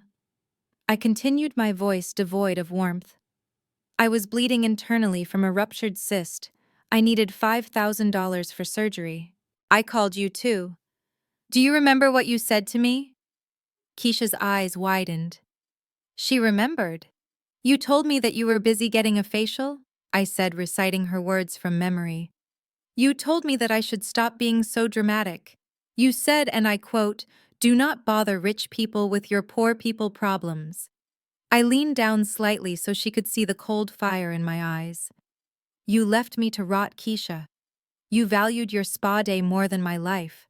So why should I care if you have to sleep in a motel? Why should I care if you lose a house you never earned?" Keisha opened her mouth to beg again, to offer some empty excuse, but I was done listening. I remembered the way Brad had kicked my chair at the will reading. I remembered how he had treated me like furniture. I looked at my sister clinging to my leg. I flexed my foot and kicked her leg. It was not a violent kick, but it was firm. It was dismissive. It was the physical manifestation of an eviction. "Get off me," I said, icy and sharp. "You are wrinkling my suit. And unlike you, I actually worked for this." Keisha was still sobbing on the floor, but my father Marcus decided it was his turn to degrade himself. He did not crawl, but he looked like he wanted to. He shuffled toward the table, his hands clasping and unclasping in a nervous rhythm. The scratches on his face from Viola's fingernails were bright red and angry. He looked at me with watery eyes, trying to summon the fatherly authority he had abandoned years ago to chase a fantasy. "Nia, please," he wheezed, his voice trembling. "Be reasonable. I am an old man. I cannot start over at my age. You saw the files. You know what happened. That woman Sugar, she tricked me. She emptied the secret accounts, Nia. She took the cash and vanished. She left me with nothing. I have nothing left but the collection. Please do not take the cars. They are my only assets. They are my retirement. If you take them, I will be destitute. I looked at him with a mixture of disgust and disbelief. The audacity was breathtaking. He was actually asking me to pity him because his paid mistress had outsmarted him. He stood there expecting sympathy for his own betrayal. Let me understand this correctly, Dad, I said, my voice flat and hard. You spent 10 years embezzling money from your wife's company to support a mistress. You drained the maintenance fund to buy her condos and convertibles while I was taking out loans for medical care. You used Mom's money to feed your ego. And now that your girlfriend has robbed you blind, you want me to step in. You want the daughter you ignored to finance the lifestyle you stole. You want me to use my legitimate money to subsidize your bad choices. I stood up and walked over to the window looking out at the Atlanta skyline. You want to keep the cars? I asked. Yes, yes, please, Nia. Marcus stammered, hope lighting up his pathetic face. Just the Corvette and the Rolls. I can sell them later. I can live off that. I turned back to him, my expression unyielding. I am afraid that is impossible. I have already signed the consignment order. The entire collection is being loaded onto flatbed trucks as we speak. They are being auctioned off tomorrow morning. Marcus looked like I had shot him. Auctioned? He gasped. Yes, I said. And just so you know, I am donating 100% of the proceeds to a local charity that supports single mothers who have been victims of financial abuse. I think it is poetic, do not you? Your vanity will finally serve the women you spent a lifetime disrespecting. Marcus made a sound like a wounded animal. His knees buckled and he slumped against the mahogany wall, sliding down until he hit the floor. He buried his face in his hands and wailed. It was not a dignified cry. It was the loud, ugly sobbing of a spoiled child who had finally been told no. He rocked back and forth, tears leaking through his fingers, weeping for his lost toys, while Viola stared at him with dead eyes. The room was filled with the sound of their ruin, and I had never heard a sweeter melody. Keisha was broken, and Marcus was wailing on the floor, but Viola refused to stay down. She was a woman who had built her entire existence on appearances, and she would not let the facade crumble without a fight. She stood up, stepping over her husband's legs, and smoothed her skirt. She fixed her gaze on me, attempting to summon the terrifying matriarch who had controlled my life for 3 decades. She raised her chin, tilting it at that sharp angle that used to make me flinch when I was a child. You will not do this, Nia, she said, her voice shaking but loud enough to fill the room. You are bluffing. I am your mother. I gave you life. You think you can evict me. You think you can humiliate me in front of the entire city. You are wrong. The society of Atlanta will spit on you. They will see you for the ungrateful monster you are. You will be a pariah. No one will do business with a woman who destroys her own parents. I looked at her and laughed. It was a dry, humorless sound. I walked closer to her, invading her personal space until I could see the cracks in her foundation. Oh, Mother, I said, shaking my head. You still do not understand how this city works, do you? The society you care so much about does not care about blood. They do not care about loyalty, and they certainly do not care about family values. They care about zeros in a bank account.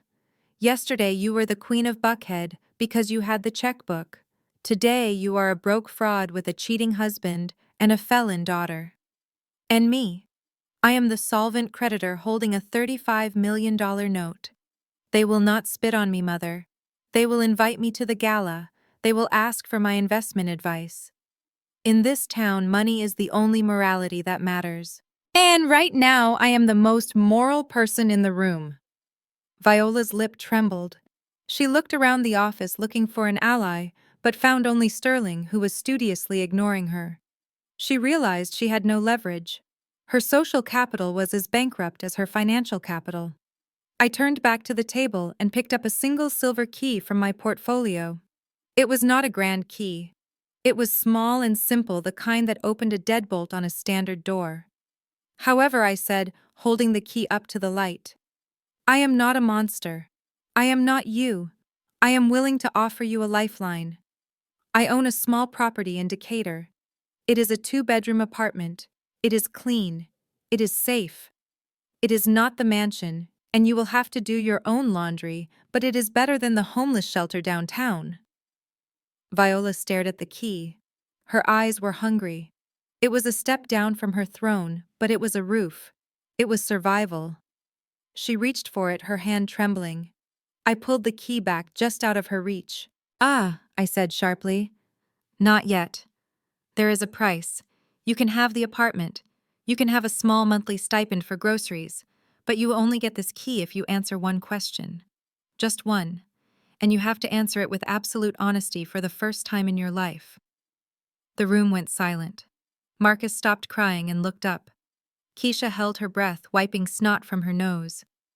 Even Sterling leaned forward in his chair. The air was thick with tension. Viola looked at the key, then at me. Her pride was warring with her desperation. "Ask it," she whispered. I leaned in close, my voice barely a whisper, but heavy with 30 years of pain. I held the silver key between my thumb and forefinger, letting it catch the light. It was a cheap piece of metal, but right now it was the most valuable object in my mother's world. It represented a bed, a shower, and a door she could lock. It was the difference between dignity and the street. Viola stared at it, her eyes watering with a mixture of greed and terror. She knew me well enough to know that I did not ask easy questions. I looked her dead in the eye, and the temperature in the room seemed to drop. "When I was 15 years old, I began, my voice steady and low. Your 5-carat diamond solitaire ring went missing from your vanity. It was the one Dad bought you for your 10th anniversary. You went straight to Grandfather. You did not ask me. You did not look for it. You told him I stole it. You told him I was jealous and ungrateful and a thief." Viola flinched as if I had raised a hand to strike her. She tried to look away, but I stepped closer, forcing her to hold my gaze. "Grandfather believed you." I continued, letting the memory wash over me. "He took his leather belt to me, Mother. It was the only time he ever laid a hand on me in anger. He beat me until I could barely walk. But that was not the worst part. The worst part was that he banned me from his study. He looked at me with disgust for 10 years. For a decade, I lost his trust and his affection because he thought I was a criminal. He died thinking I had betrayed him." I leaned in closer, my face inches from hers. "So tell me the truth, Viola. Tell me right now in front of everyone. Did I steal that ring? Where did it go?" Viola began to tremble violently. Her breath came in short, ragged gasps. She looked at Keisha, who was still sniffing on the floor. She looked at Marcus, who was staring at the wall in a daze. She knew what the truth would do. Admitting it would destroy the last remnant of her image. It would prove that she was not just a strict mother, but a monster who had sacrificed her child's body and soul to cover her own tracks. It would reveal that the hatred she had for me was born of her own guilt. She opened her mouth, but no sound came out. She closed it again, shaking her head. I can't," she whispered. Mr. Sterling checked his watch, the gold Rolex glinting under the fluorescent lights. He did not look up from his wrist. "Mrs. Brooks," he said, his voice cutting through her hesitation like a scalpel, "I would suggest you weigh your options carefully. The eviction notice for the estate is already printed. The shelters in Atlanta are currently at full capacity. You have 30 seconds to answer the question. The apartment or the underpass? It is your choice." Viola looked at the key in my hand. She looked at the terrified faces of her husband and favorite daughter. She realized she had nowhere left to hide. The facade crumbled. Her shoulders slumped, and the years of pretense melted away, leaving a scared old woman. Viola stared at the cheap silver key in my hand like it was the Holy Grail. Her chest heaved as she fought the internal war between her vanity and her survival. The threat of sleeping under a bridge finally broke her. She slumped forward, her posture collapsing as the truth clawed its way out of her throat. "I sold it," she whispered. Her voice was so quiet I almost missed it. I did not move. "Speak up," I commanded. "I sold it," she screamed, tears finally spilling over her cheeks. I took the ring to a pawn shop on Cheshire Bridge Road. I had debts. I was playing poker at the club, and I lost $10,000 in one night. I was terrified your father would find out. He would have cut off my allowance. I had to pay the debt immediately. The room was silent save for her jagged breathing. I stood still, letting the admission wash over me. She was a thief and a gambler. But that was not the whole truth. Why me? I asked, my voice trembling with the weight of a 20-year-old wound. Why did you blame me?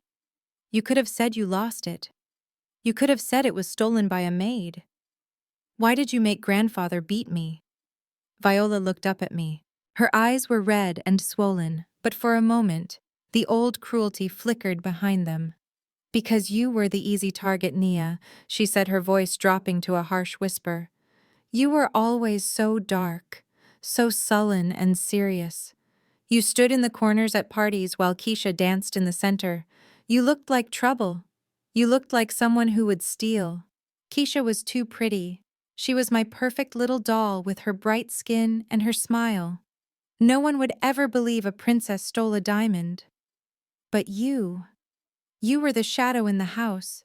It was easy to make your father believe that the darkness on your skin matched the darkness in your heart.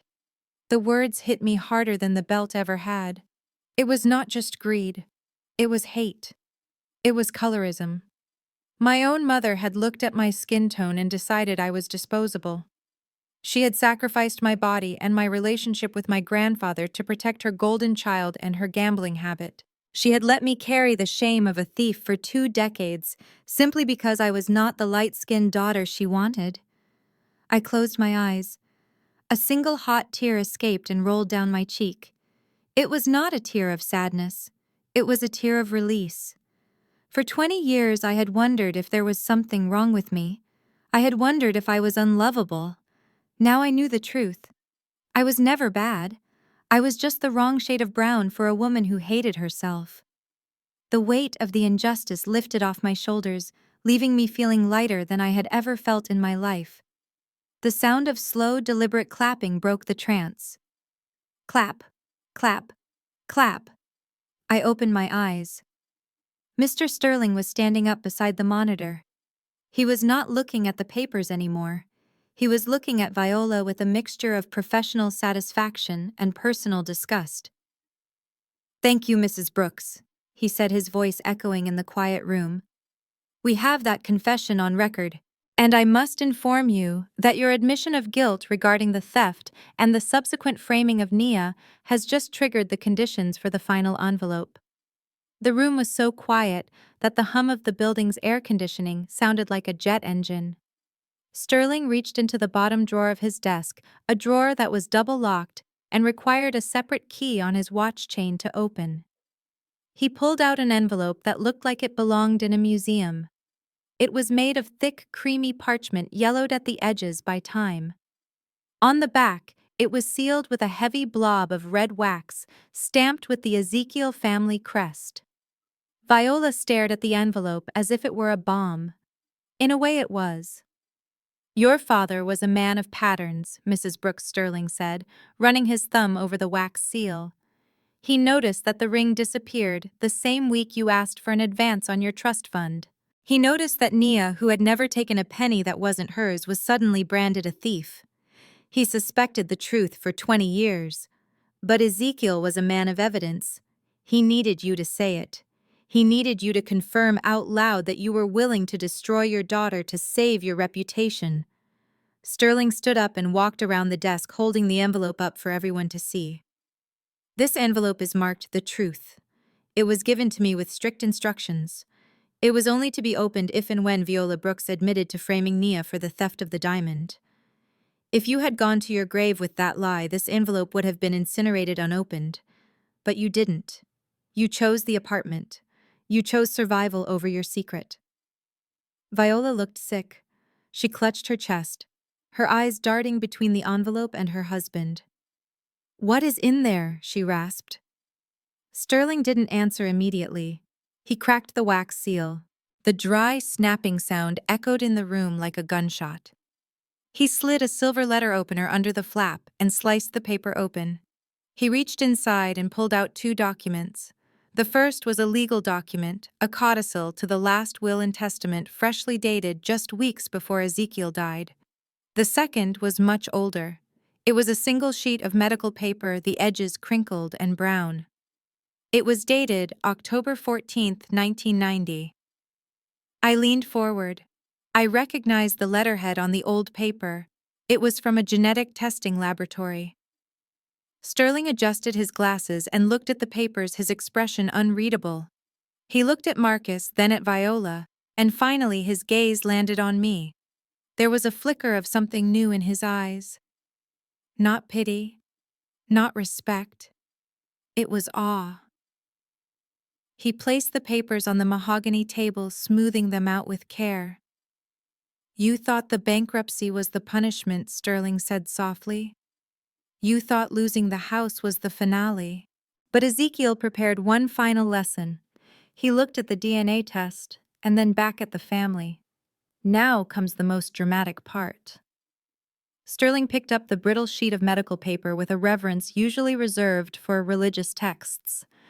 He adjusted his glasses and looked down at Viola, who was staring at the document with a mixture of confusion and dread.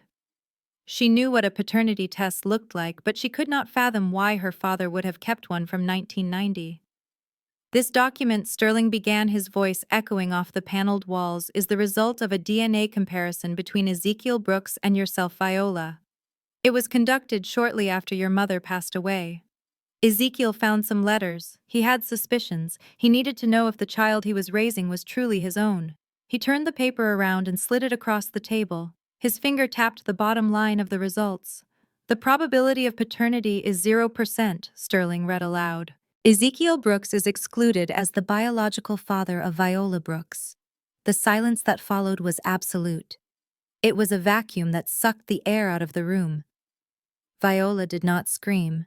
She did not faint. She simply froze. Her eyes bulged and her mouth fell open in a grotesque mask of shock. The woman who had spent 50 years looking down her nose at everyone who was not an Ezekiel, the woman who prided herself on her royal bloodline, was a lie. "That is a lie," she whispered, finally finding her voice. It was a high, thin sound. "I am his daughter. I have his name." "You have his name because he was a good man," Sterling corrected her sharply. "Your mother had an affair, Viola." Ezekiel knew. He knew the moment he saw the results. "But he loved your mother, and he believed that a child should not be punished for the sins of the parent. He decided to raise you as his own. He gave you his name. He gave you his wealth. He gave you every opportunity to prove that family is about character, not biology." Sterling leaned forward, his eyes cold. "But you failed that test. For decades he watched you become cruel. He watched you become vain. But the breaking point was Nia. He watched you abuse a child who he loved more than life itself.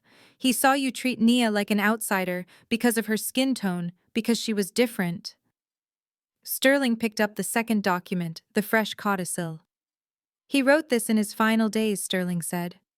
"He told me that he could not allow his legacy to pass to a fraud. He said that while you are not his blood, Nia is his spirit. Nia has his discipline. Nia has his intelligence. Nia is the true heir of Ezekiel Brooks, regardless of genetics. And you, Viola, you are nothing but a charity case that went wrong." Viola looked like she was having a stroke. Her entire identity, the foundation of her arrogance, had been vaporized in 60 seconds. She looked at her hands as if they belonged to a stranger.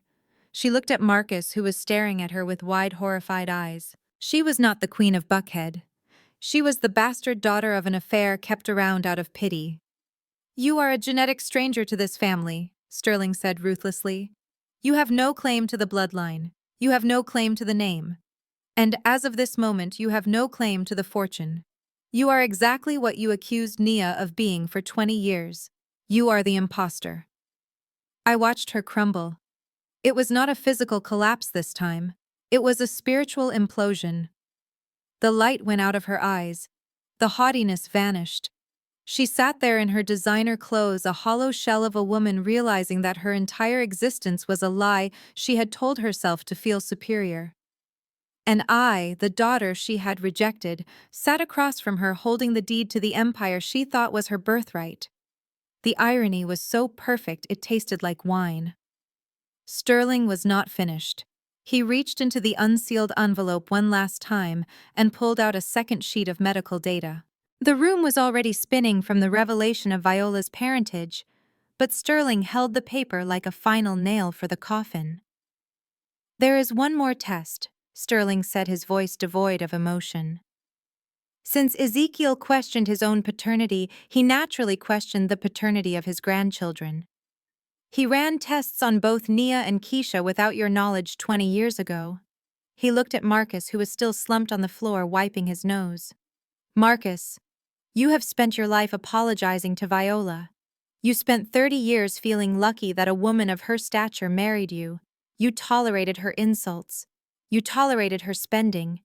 You even tolerated her hatred of Nia because you thought she was the superior partner."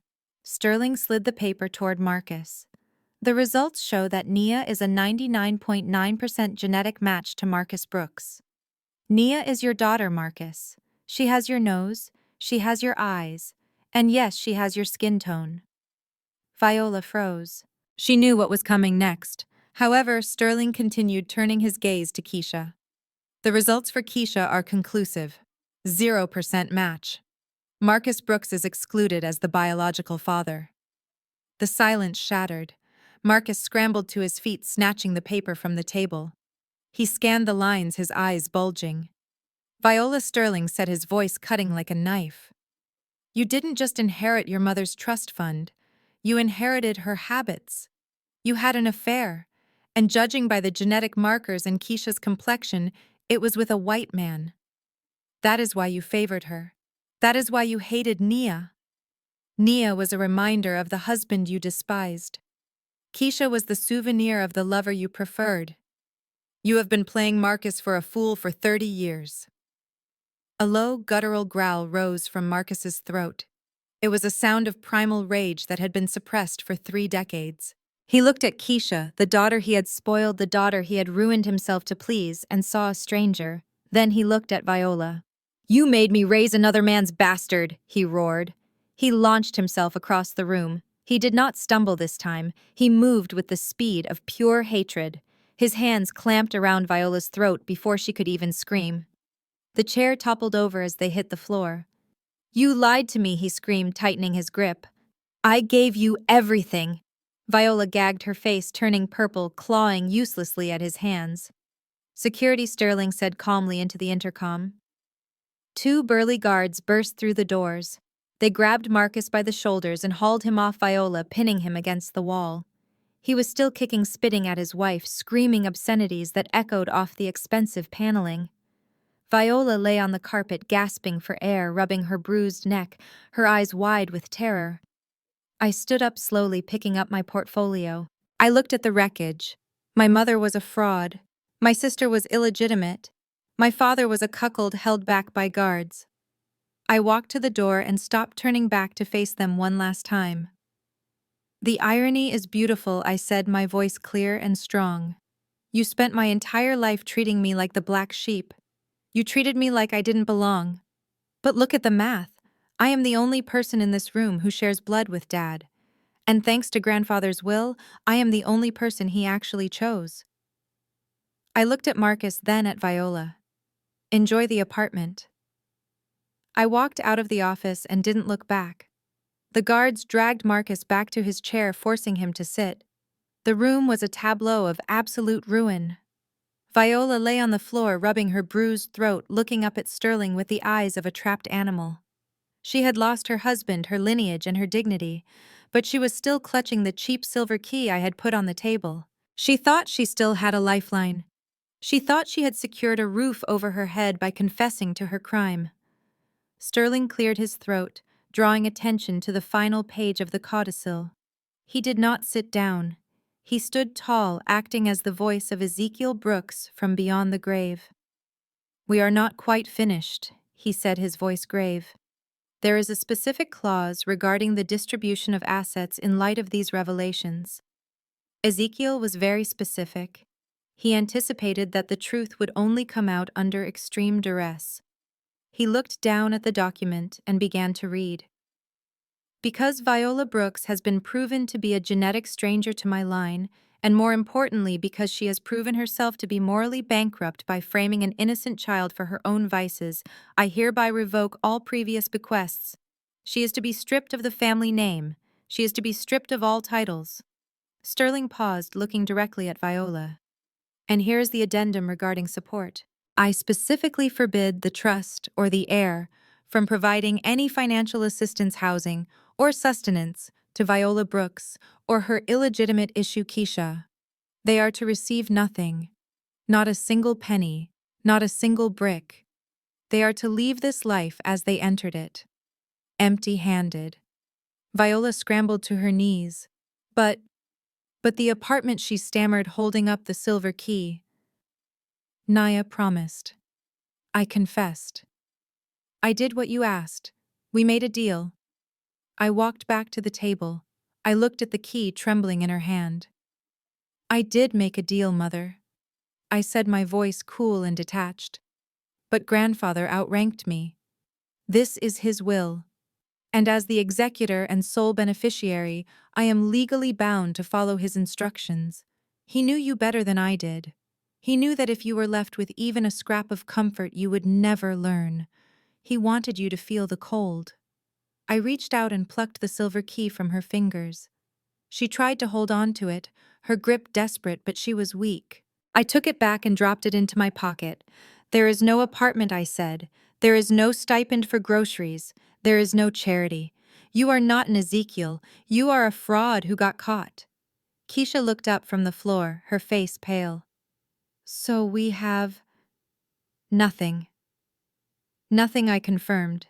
You have the clothes on your back. Although technically those belong to the company too. But I will be generous. You can keep them. Consider it a severance package. The reality hit Viola like a physical blow. The last safety net was gone. She was not just moving down in the world. She was falling off the edge of it. She looked at the luxury office, at the daughter she had abused, who was now a multi-millionaire, and at the future that held nothing but concrete and hunger.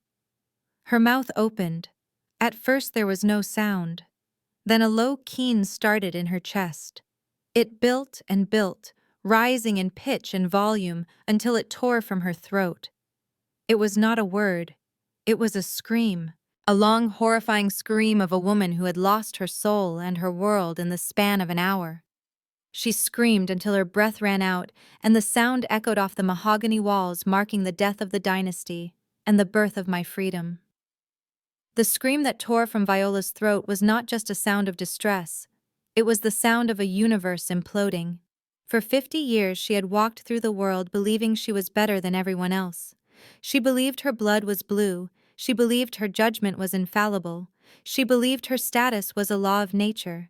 In the span of 5 minutes she had been stripped of her money, her marriage, her father's name, and her very identity. The scream went on, a jagged, high-pitched shriek that made the glass water pitcher on the table vibrate. Then silence. Her eyes rolled back into her head, completely white.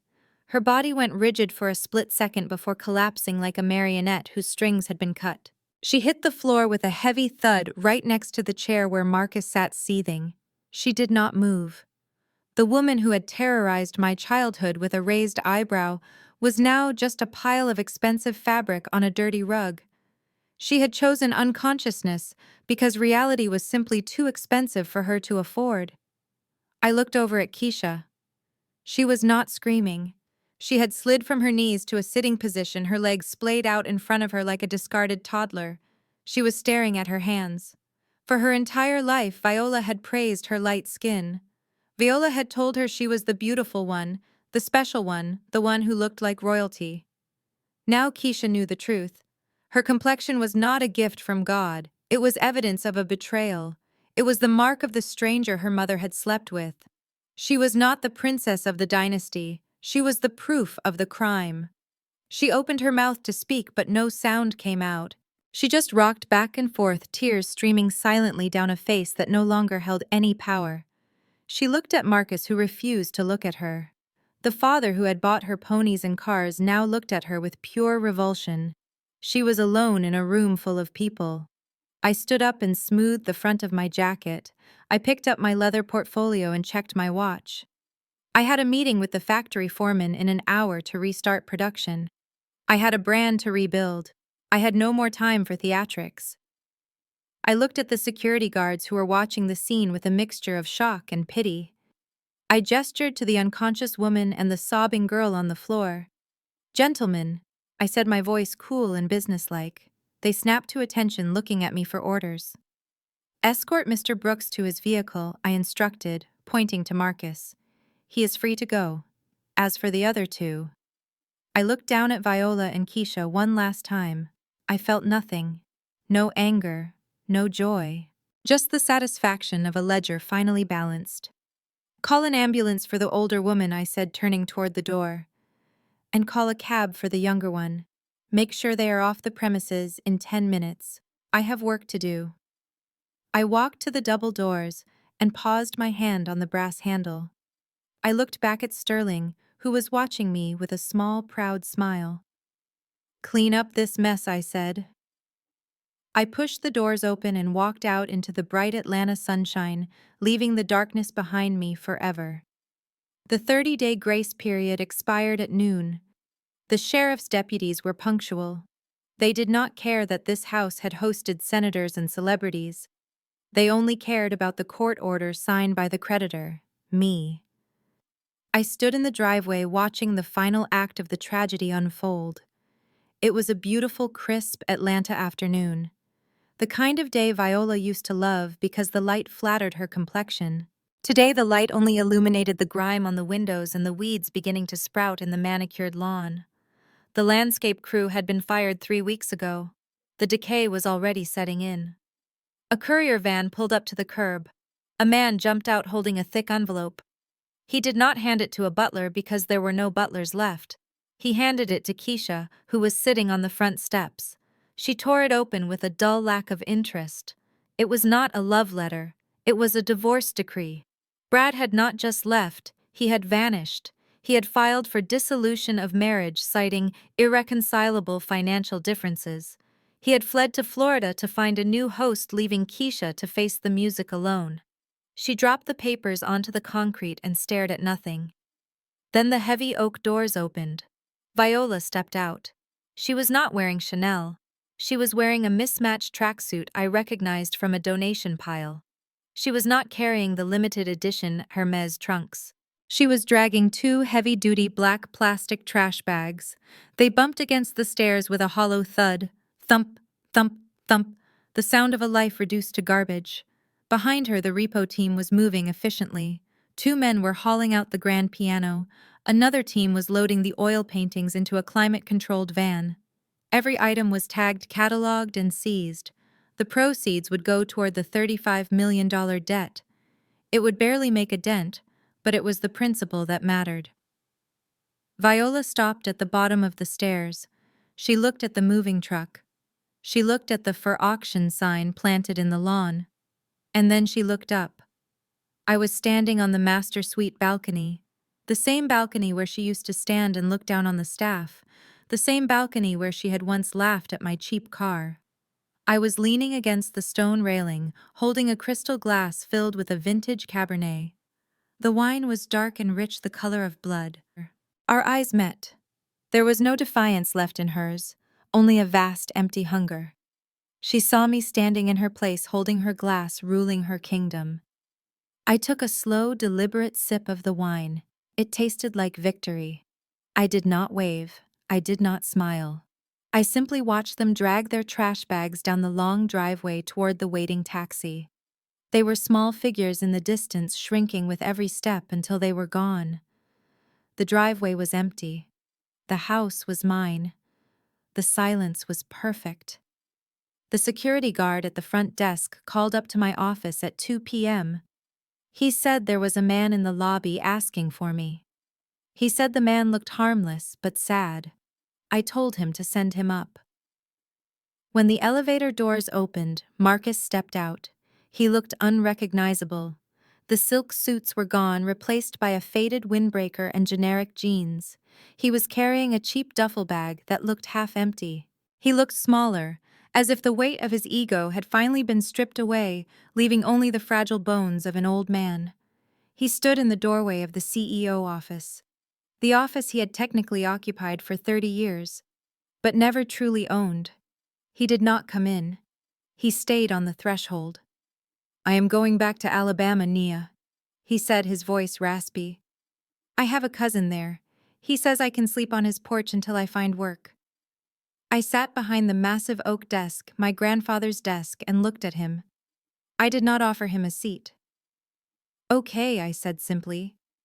He shifted his weight, looking at his canvas sneakers. I wanted to say, "I am sorry.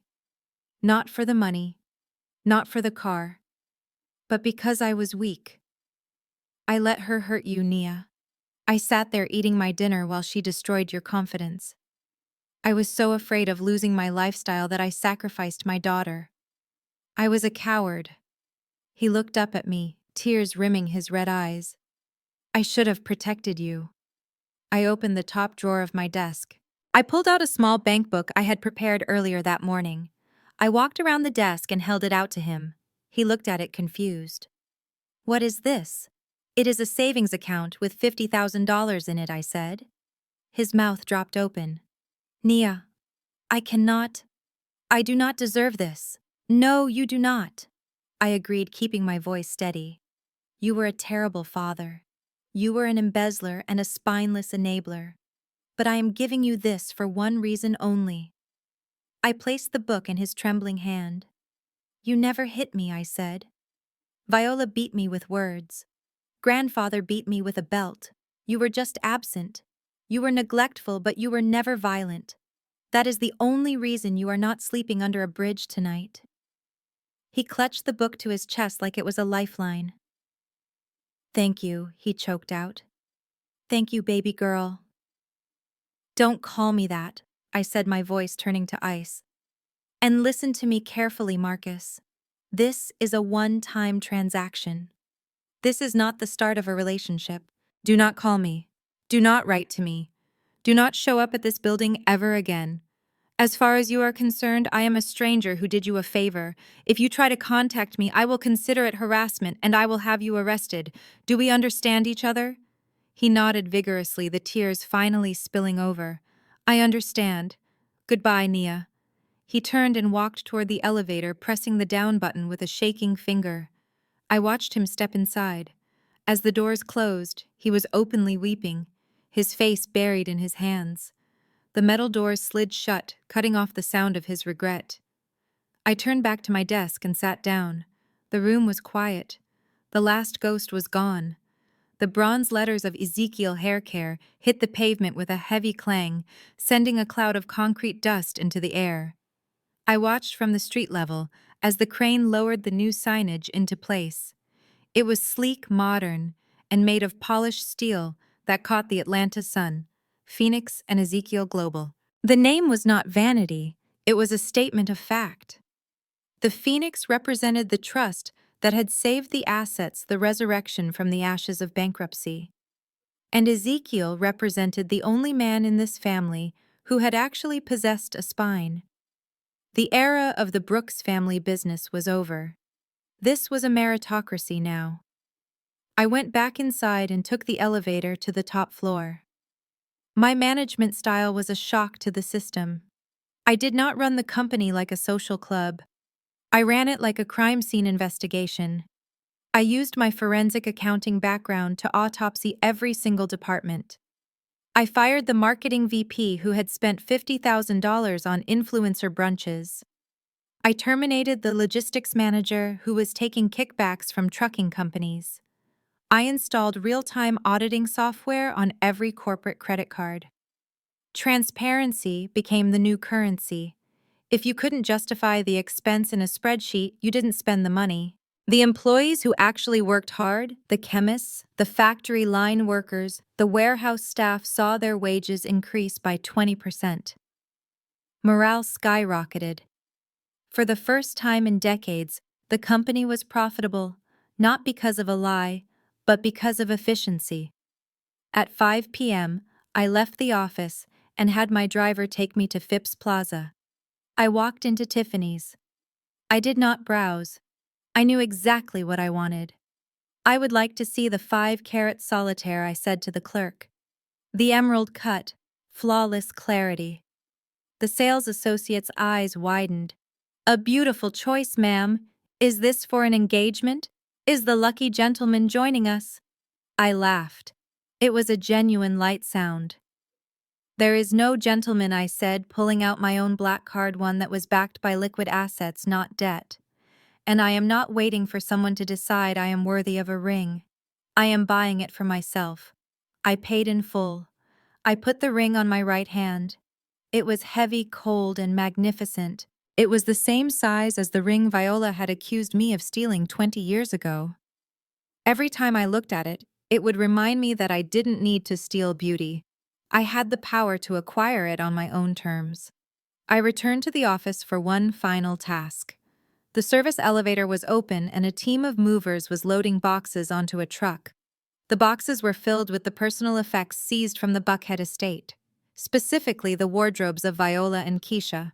Hundreds of thousands of dollars worth of couture furs and silk that they had used to armor themselves against the world.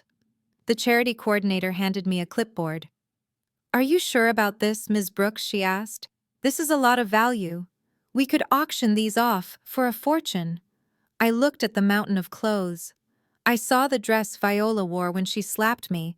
I saw the jacket Keisha wore when she mocked my job. "No," I said, signing the donation release with a flourish. "Give them away. Give them to women entering the workforce. Give them to women starting over after leaving abusive homes. Let these clothes finally serve a purpose other than vanity. Strip the tags off. Let them just be fabric." I handed the clipboard back and watched the truck doors roll shut. The last physical remnants of their toxicity were gone, repurposed to help strangers rise up. I walked back to my desk, sat down, and opened my laptop. The screen glowed with green numbers: profit, growth, future. I began to type. The morning sun hit the hood of the vintage red convertible, creating a glare that would have blinded me a year ago. But today, it just looked like a spotlight. It was the same 1965 Corvette Stingray my father had hidden in a storage unit to keep from Viola. Now it was fully restored, the engine purring with a deep, throaty rumble that vibrated through the steering wheel. I was not driving to a cubicle to fix someone else's mistakes. I was driving to the headquarters of Phoenix and Ezekiel. I approached the intersection of Peachtree and Lenox, the heart of Buckhead's commercial district. The light turned red. I eased the car to a stop, the brakes biting smoothly. To my right, there was a public bus shelter. The glass was etched with graffiti, and the bench was crowded with commuters waiting for the number 110 bus. I idly glanced over. My eyes landed on two women huddled on the far end of the bench. They looked out of place, yet entirely part of the scenery of struggle. The older woman was wearing a gray wool coat that was 2 sizes too big and pilled at the elbows. The younger one was in a faded denim jacket, her hair pulled back in a frizzy, unkempt ponytail. They were fighting. The older woman yanked a half-empty plastic water bottle out of the younger girl's hands, her mouth moving in a silent, angry scold. It took a moment for my brain to reconcile the image. It was Viola and Keisha. They looked decades older. The Botox had worn off, leaving Viola's face sagging and bitter. Keisha looked exhausted, stripped of the lashes and contouring that had been her armor. They were not plotting a hostile takeover. They were squabbling over $1's worth of hydration. Viola turned her head to check for the bus. Her gaze swept past the street and locked onto the bright red car. Then she looked at the driver. I saw the recognition hit her like a physical blow. Her eyes widened. Her mouth formed a perfect O. She dropped the water bottle. It rolled into the gutter. She stood up, stumbling slightly on the uneven pavement. She stepped toward the curb, waving her arms frantically. She was shouting something. I could read her lips. "Nia, Baby, look at mommy. She looked ready to run into traffic. She looked ready to sell her soul again for a seat in this leather interior. I looked at her. I did not feel pity. I did not feel hate. I felt absolutely nothing. She was just a pedestrian, a stranger at a bus stop. I reached into the center console and retrieved my sunglasses. They were oversized, dark, and expensive. I slid them onto my face, blocking out the glare and blocking out the woman waving on the curb. The traffic light turned green. I did not look back. I pressed the accelerator. The Corvette surged forward, the engine roaring a powerful goodbye. I left them behind in the exhaust fumes shrinking in the rearview mirror until they were nothing but specks of dust in my past. I felt the wind in my hair. I took a deep breath of the fresh air. Blood is random. It is a biological accident. But family is a choice. It is the people who respect you. It is the peace you build with your own hands. I am done carrying their baggage. I choose my own path. I choose happiness. The saga of the Brooks family serves as a powerful reminder that true success is built on competence, not entitlement. Nia's rise from a neglected spare to a powerful tycoon proves that financial literacy and resilience are the ultimate weapons against oppression. While Viola and Keisha chased the illusion of wealth, they crumbled under the weight of their own vanity and incompetence. Ultimately, this story teaches us that blood does not mandate loyalty. You have the right to sever ties with toxic family members who exploit you. Your value is defined by what you build, not what you inherit. If you enjoyed seeing Nia get the justice she deserved, hit the like button and subscribe for more satisfying stories of karma